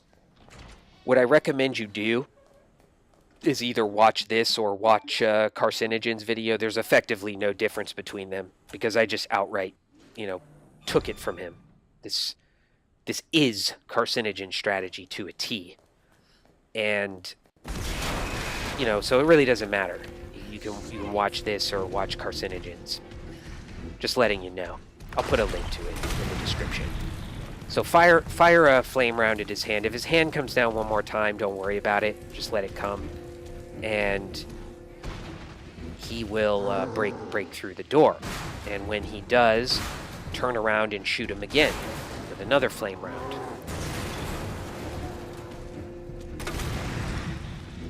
Hug the left wall, like I told you to do when you were Leon, so that he blows his load early and attacks early. It doesn't slash you in your back when you're jumping down here. Got a free jump down there. Press the button, grab the flash grenade, and chuck it. Hit him with a flame round, and then pull out your magnum and shoot him 4 times. Do it in the inventory so you can have a moment to think. 1, 2, 3, 4, down. Now, run to this is very important. Run to this side of him while he's down. Reload your grenade launcher. I'm being very deliberate about this so you can see it. Equip your frag grenade, chuck it at him. Boom. Make sure your flash grenade and your grenade launcher's equipped. Hit him with a grenade. Sorry, a flame round. Then chuck your flash grenade. He will stagger. Okay? Hit him with 1 flame round. Hit him with another flame round. He'll go down. Press the button. Have I got a surprise for you? Sayonara, G2. That is all. He is done. Works every time. Take all the time you need, okay? Just make sure you have the ammo necessary for him. The ammo that is required to pull that off is, Sorry, Sherry. you can write this down, This is taking 6 forever. flame rounds, 4 magnum rounds, 2 flash grenades, and 1 frag grenade. Okay, it's manageable. The only thing is you want to be careful not to go ham on the G units with your flame rounds, and not to go crazy on the zombies with your magnum rounds. Just firing wildly and missing a bunch of shots. But if you're careful like I was with the zombies in that room in particular, baiting them to come into the room and then blowing their heads off, you'll have plenty of magnum rounds for the 4. To be able to spare 4 for G2. Wait. And I'd say that the hardest thing to maintain up to that point is probably your 6 flame rounds. I don't think I had 6 flame rounds the first time I played G2 when I was going for an S+ rank, and it made life very difficult for me. I had a really tough time on G2. It almost broke me. We're almost there. You know, Birkin 2 sucks with Claire. That's all there is to it. Cable car. Drastic times, though, call for drastic measures. And the fight can be a real doozy if you don't know what you're doing. Better check everything. And thankfully, though, you do now. You do. And Birkin is quite clearly a cluster B nut job by this point, a lunatic, a malignant narcissist with a malignant arm and a grotesque large eye in his shoulder that seems to grow with both his ego and his anger. Fuck him. The bigger they come, the harder they fall. Welcome to the suck, bitch. You know, he wants to job us, we'll job him. Fuck him. For your safety, stand clear until the doors are fully open. For your safety, stand clear. So now we're at the labs, and we're going to be 86ing the spark shot from now on, so use it if you want. I don't necessarily recommend it because it's going to take up a bunch of inventory space, but that's the last we're going to see of the spark shot is in the sewers.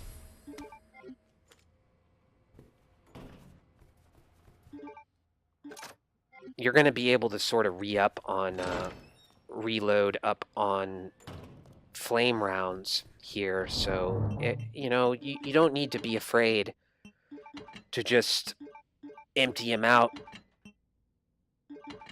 But mostly you're going to be using Magnum to take care of the zombies in here anyway.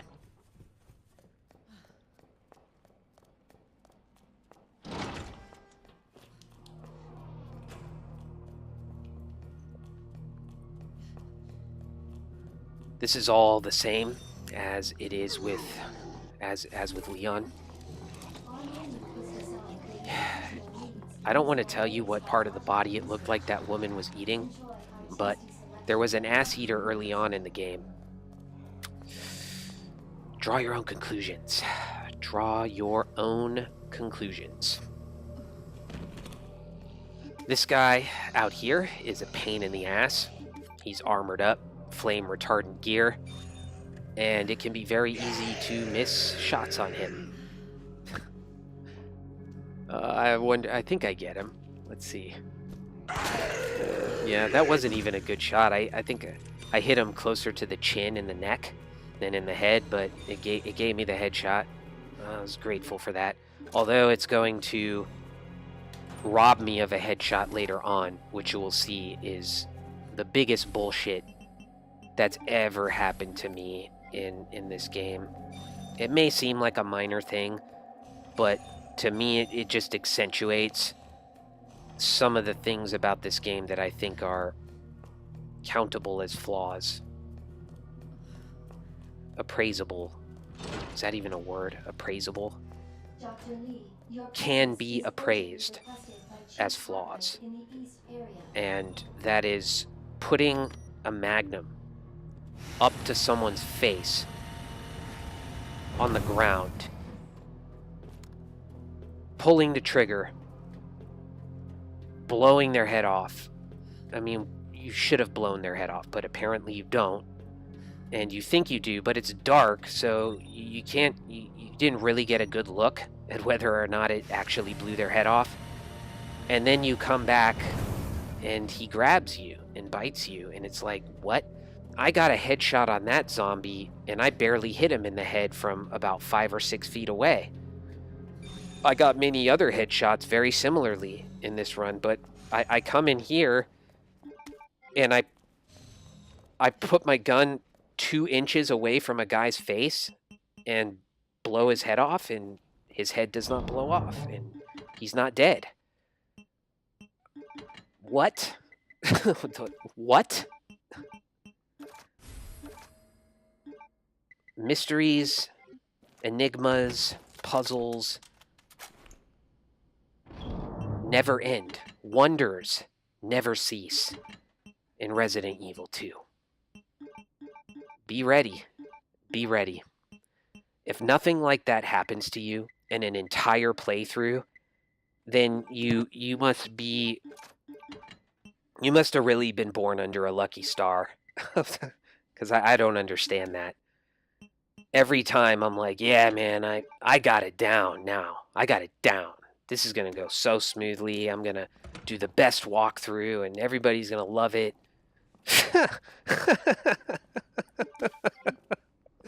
Oh,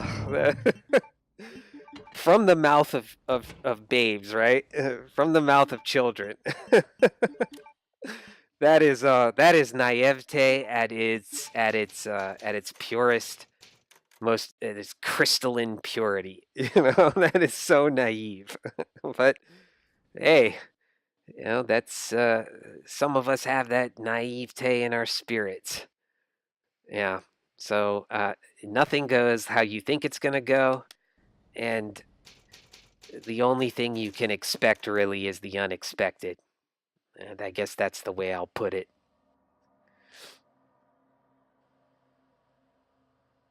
We're gonna be coming to the the Ivies. Yeah. And they're not gonna be a problem. The only problem the Ivies are gonna give you is when you flame round them, they're not going to feel the effects immediately. So you're well advised to still turn and run from them after you shoot them, because they're going to keep charging at you until the incremental damage from the fire burns them enough and takes off enough HP. I'm going to get grabbed by one of them. Just run by this guy, by the way. Yeah. I'm going to get grabbed by one of them because they close on you really fast.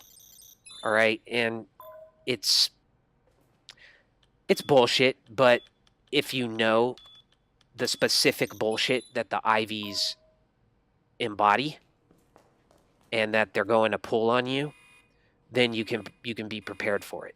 And the fact is, they close really fast. They're going to be far enough away from you to where you think, oh, no, he can't close on me. I got time to reload. You don't. You really don't. And I didn't.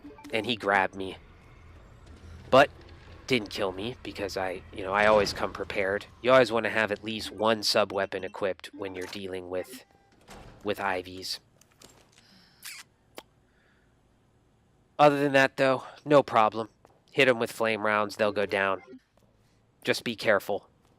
Be on your toes.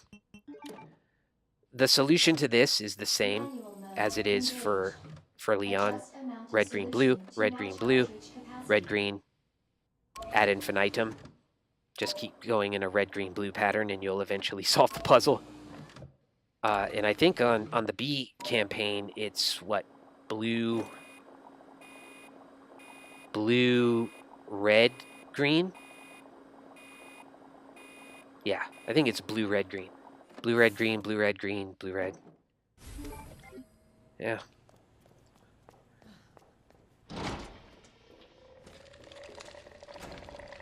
So here comes an Ivy, and you'll see I'm going to shoot him, and then I'm going to run.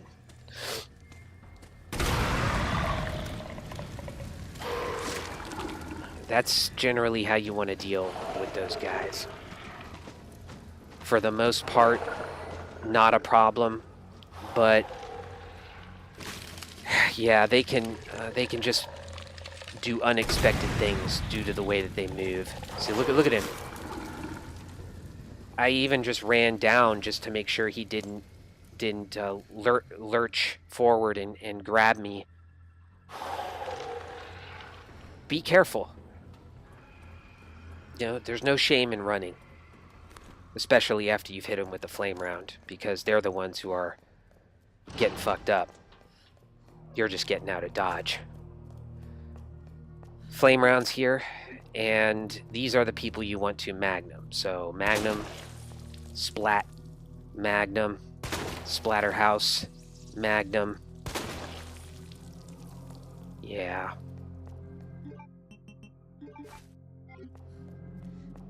So liquor and go right. Not a problem. You're about to see something that still makes me angry when I see it. So I killed him from like a good 10 feet away. Now watch this. Watch. That did not kill him. If you're curious to see if I exaggerate, go back and watch it again. I shot him in the fucking face at point blank range. That did not kill him. And you're going to tell me that that's just adaptive difficulty or what? Bad RNG? Bullshit. No. That's just bad. Period. It's just bad. It should not happen. Okay? I have a law. I call it a law of video game ethics. You should not be punished for doing something right. You should not be disincentivized from doing something right. And this game too often seems to punish you for doing things right. It too often does that, and that's why I cannot rate it as highly as other people do. They took good ideas, decent ideas, and went overboard with them. The sentiment was nice, the intentions were excellent, most excellent intentions, but sometimes people just take things too far, and that's all. It's just too extreme.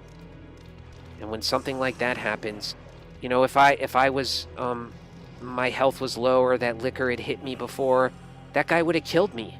That would have been the end of this run. I mean, it wouldn't have been too big of a deal. It just started at the beginning of the labs, but still.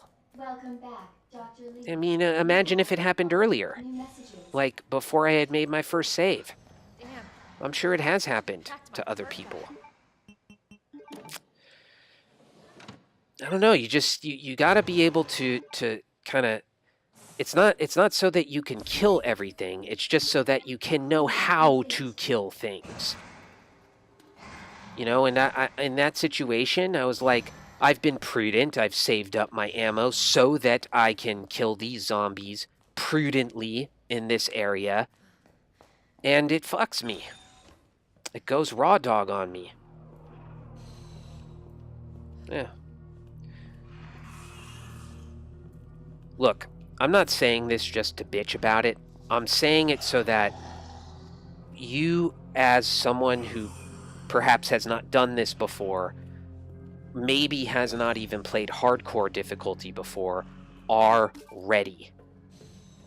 Okay? Because if you're expecting it, if you're expecting to get it up the ass like that, then you're better prepared to deal with it. Like, cognitively and psychologically and emotionally. You've already built your will beforehand to take that shit and keep powering through. All right? Because there's just nothing that can really prepare you for it if you haven't seen it and you haven't, you know, done the old Claire Stoic Seneca thing where you're making yourself immune to the frustrations of that type of unfairness. Sorry. I mean, I don't know. I don't know exactly what queered the pitch there with that zombie, but it was a Mack truck full of nonsense, whatever it was. You could tell me that you boiled the fucking ocean, and I would believe you sooner than what I witnessed with my very own 2 eyes with that zombie. Alright? I blew his face off. I decapitated him. Period. What you saw happen, what I saw happen, did not really happen. No.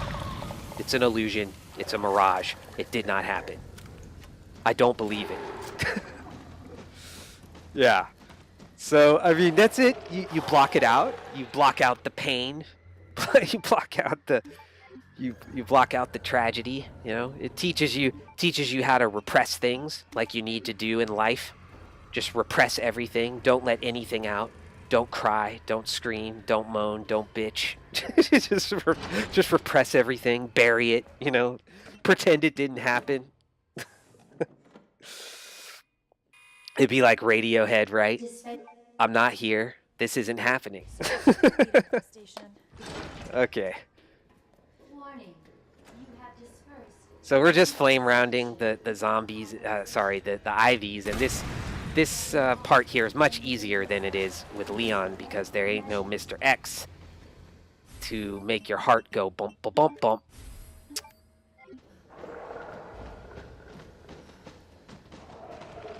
Burn, Ivy, burn. There's going to be an extra Ivy in front of you here when you come in, so turn left immediately.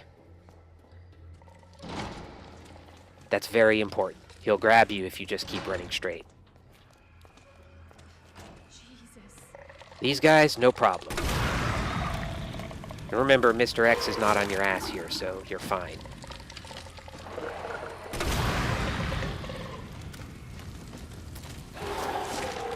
That's it. We're done with the labs now. We're just gonna go get the extra ammo pouch and then go to Birkin in his new, improved, disgusting forearm monster mode.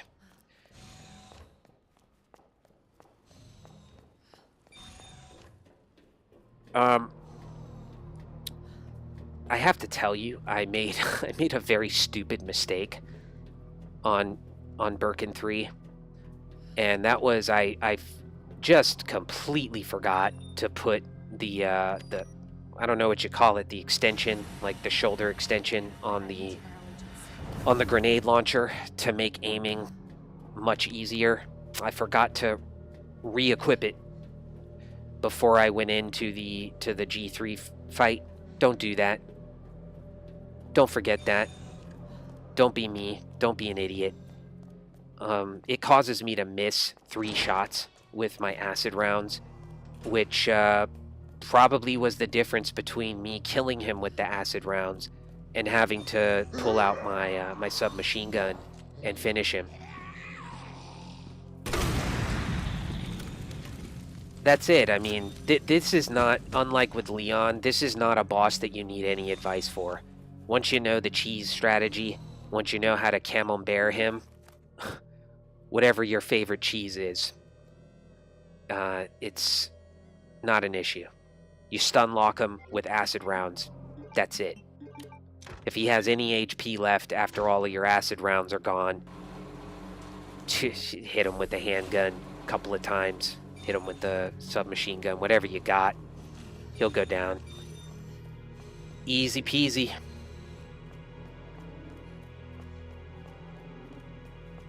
Hopefully you have been following me though in saving your white powder and your other gunpowders so that you can combine them exactly at this point to make all of the acid rounds that you can make.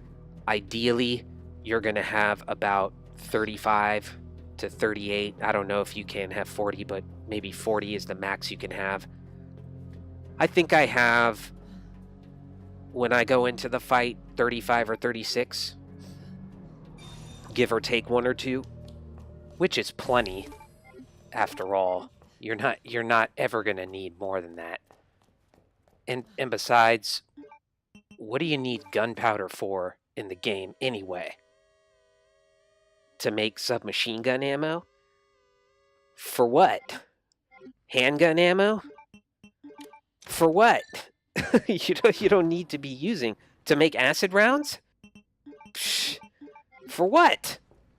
What are you going to use acid rounds on? No, I mean, it seems to me that the game is sort of like in Leon's campaign, like it's very clear that you need you need to be saving your grenades for the final boss, you know, which is what they're for. And you indeed need to do that for Claire as well. You need to be saving your frag grenades for Birkin 4, which just makes him just utterly trivial. I barely even shoot him with anything. Antiviral agent. I think I have like 350 minigun ammo left at the end. You just take your time, hide around corners, run from when he charges, and get good chucks at him with your frag grenades. My God, frag grenades are so OP on the final boss. It's disgusting. You'll see. I mean, you almost don't need any ammo at all to kill that boss, honestly. And I only get hit on him because I kind of forget his rhythm. I didn't realize that he jumps off the train really fast at you. I tried to shoot his eyes when he was on the train, and he jumped off fast and got me. And then I got a little discombobulated and he hit me again, but it's really no big deal because you can take so many healing items into that fight, even more than you can take into the G4 fight, because look at all this inventory space you have. Just look at this.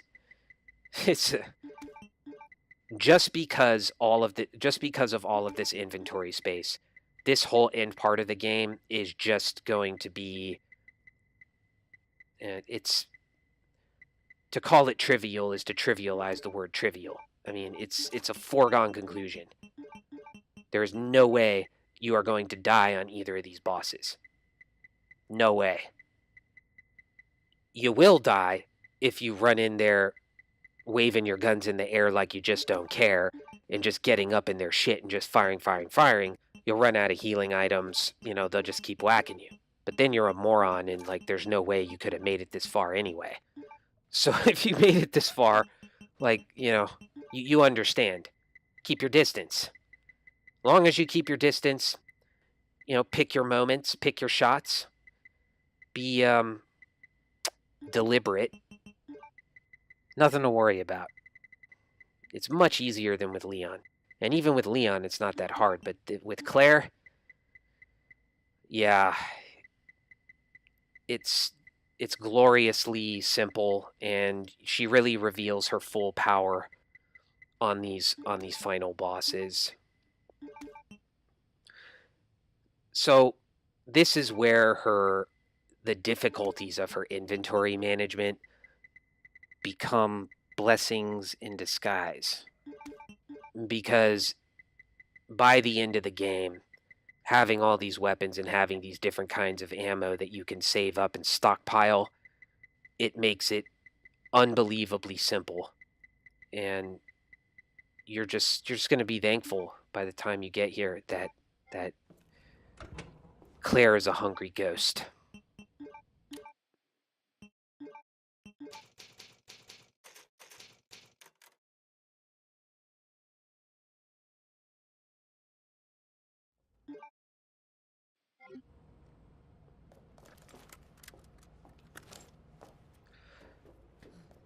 So here we go, entering the G3 fight, and it's going to be hard for me to commentate on this because it's really stupid. Shoot him with an acid round.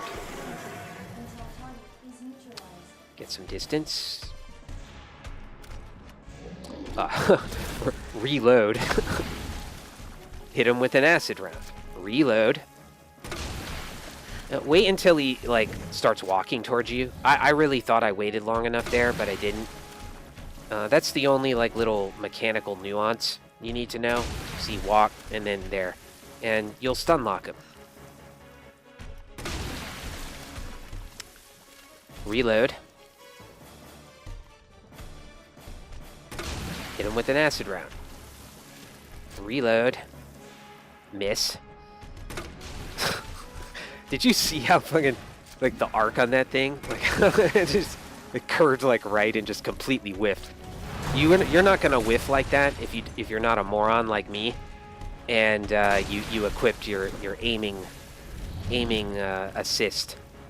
assisting equipment piece thing on your grenade launcher, and then you'll just hit him with an acid round and reload. Hit him with an acid round. Reload. Are you noticing a theme here?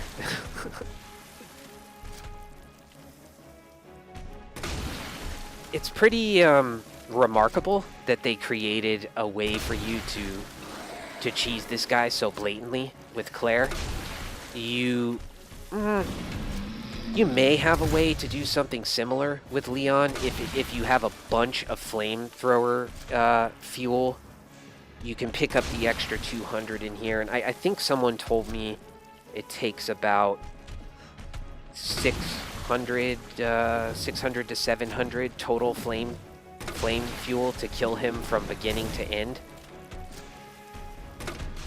Look at that! I can't believe that missed. That sucks. So maybe you can cheese him like that with Leon, but even so, the flames don't stun him. So you can't stun lock him with Leon. And being able to stun lock a boss like this, that's incredible in this game. I'm very surprised that they allowed a stun locking scenario for any of these bosses. Even with G4, I'm sorry, not G4, with the Super Tyrant, like Leon's boss, you can approximate stun locking him with frag grenades and flash grenades, but you can't really stun lock him. He's still going to be moving towards you bit by bit, and eventually he's going to jump at you and attack you. But this guy, if you have your aim thing on, if you have your extra component equipped to your grenade launcher, you can really just kind of stand there and just stun lock him to death. You might have to move once or twice, but nah. Even so, like, I did not do that beautifully. I mean, as far as the stun locking technique goes, but it was a cakewalk. I didn't even have to think. I didn't take any damage. I mean, think about that. I didn't take any damage in that fight. And think about how easy a fight has to be for me, to not take any damage. It has to be just piss easy. You know, the guy just has to be, to go down like a bag of shit. Because I can't, as I've said countless times, I can't no damage anything. I always get hit. You've seen me. You've seen me do Birkin 1 2 times now. I always get hit. Now, of course I don't get hit on G2, but again, that's because the cheesing method on him is so easy. But this guy, the cheesing method for Leon, I wouldn't even call it a cheesing method. You just have to kind of beat him in his first 2 phases, and then you can cheese him on his 3rd phase. With Claire, it's all the way, baby. Soon as the hat drops, he's toast. He's crispy. He's bacon.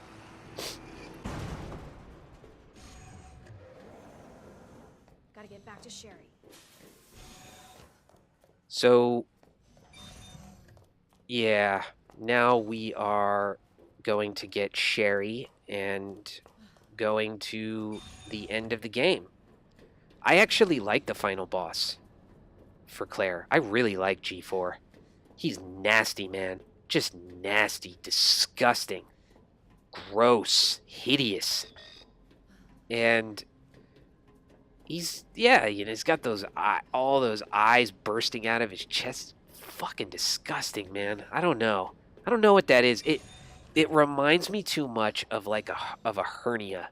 I believe I used similar language in Leon's campaign, but didn't elaborate on it. It's like a big hernia or a big, if you've ever seen a hemorrhoid, I don't recommend looking at them, but if you've ever seen one like that, they look like big fucking hemorrhoids, you know, just coming out of his chest. It's disgusting. Ugh. But at the same time, that's really well designed stuff. It's just nice. What do they call it? Creature effects, I guess. You know, the kind of stuff that they did in The Thing. It has an almost tangible feel to it. You know, it reeks, it stinks, it looks like tissue. It's raw. So he's nice. He's a good boss. He's a good boss. Disgusting, creepy, hard to hard to figure out, but once you do figure out, Really glad I met you two, not Shannon. too bad. But save your thanks until I get you out of this place. This moment is wonderful. This little moment of meditative stillness where things are falling apart all around you and you're standing taller than you ever have before. Umbrella goes down, a hero arises, or a heroine arises. Really nice. That's the kind of care that Capcom put into this game that they really didn't have to do to guarantee millions of units being sold. But they did, and that shows you that it was beyond just being a cash grab, which everything is for a corporation. That's the way the world works. Aside from just being a cash grab, it was also a labor of love. And not just a labor of love, but a labor of respect, a gesture of respect for the fans of their series. You know, who's to say Capcom could go back to their, to quote Team America, their corporation-y ways.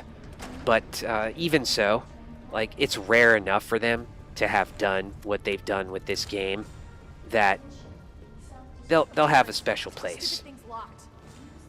I just admire that so much. I admire people who have no reason or no incentive to put love, care, and devotion and respect into something, any integrity at all, and yet they do.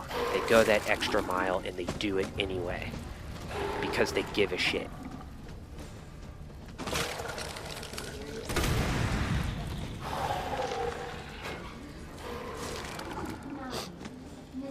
And that's different from me saying the game is perfect, as you know. I've criticized it, but that's a separate issue. Admiration and estimation, I guess you could say.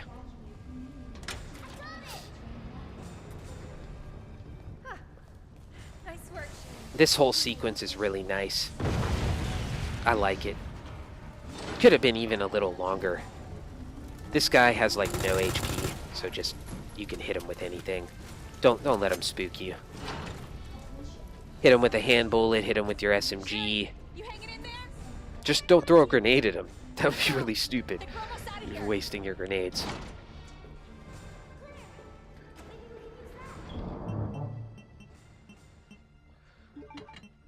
So I'm just going to spend a bunch of time here getting exactly what I want in my inventory. The essential thing being all of your grenades.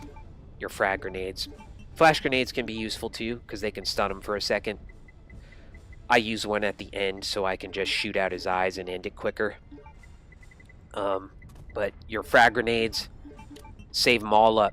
Save them all up. The whole game for this fight. And he will drop very fast. And very easily. And you will barely have to spend any ammo on him at all. In most cases, people are trying to shoot him with the spark shot or the minigun or the submachine gun or even the grenade launcher, which is utterly useless on him. And there's just no need for that. What you're looking for is a weapon, right? Just think about the logic of the fight. What you're looking for is a weapon that can deal massive holistic damage to his big hernia, to his big hemorrhoid on his chest with all of those eyes, not just one eye at a time, but all of them together. Right? That would be ideal. That's what you're looking for. And what weapons can do that? A frag grenade, yes, and the minigun. That's pretty much it. So those are going to be your primary weapons. And if you just think about that, then you will begin to craft your strategy for this scenario by saving up your frag grenades all game, just like Leon did. And in truth, it shouldn't be too hard because you already did it with Leon. You know how to do it. Just put them away. Put them away. You don't need them for anything in the game. I have a feeling they were just made for these final bosses because they are so overpowered for both of these final bosses, Leon and Claire's. I'm a little pissed off that I didn't do this no damage, but it was because I just hadn't played this boss in a while, and I kind of forgot how quickly he jumps off this train when he jumps down from the wall, but it's a pretty good fight. Now watch this. I'm keeping my distance. I judged he was a little too close. Chuck a grenade. Try to get it right in the middle so it hits his eyes. And that's one grenade. I try to shoot him down. Then he jumps on the train, and I'm like, okay, I'll shoot his eyes a little. But man, he jumps off fast. Look at, fuck. Yeah, I was a little shocked by that. Anyway, heal up. You're perfectly fine. Get distance. Keep running. Keep running. Get far away from him. Chuck another grenade. It's 2 grenades. Again, I didn't realize how fast he closed on you. So you want to just run as soon as you see him put his arms down. 3 grenades, I think. Sorry if I'm miscounting. Just try to stay around the corners, you know. 4 grenades. I'm going to shoot him off the wall now. Okay. Keep your distance. 5 grenades.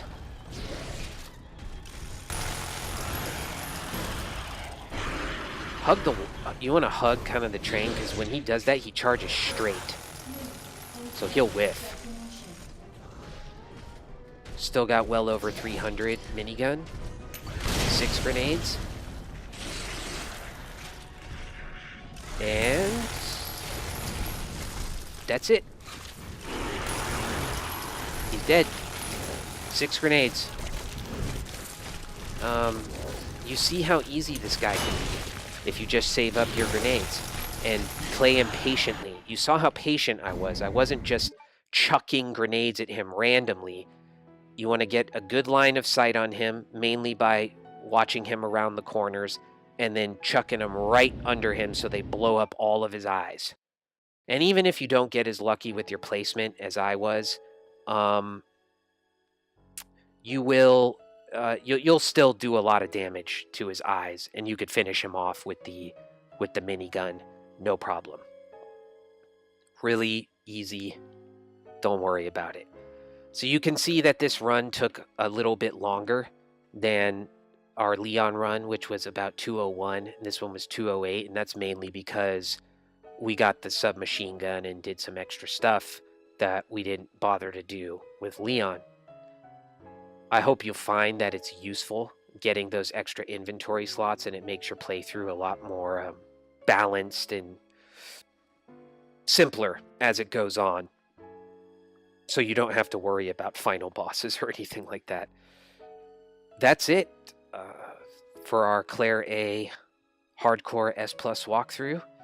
I hope it was helpful for you, and enjoy the rest of your day. Week, month, year, life. Have a nice life. See ya.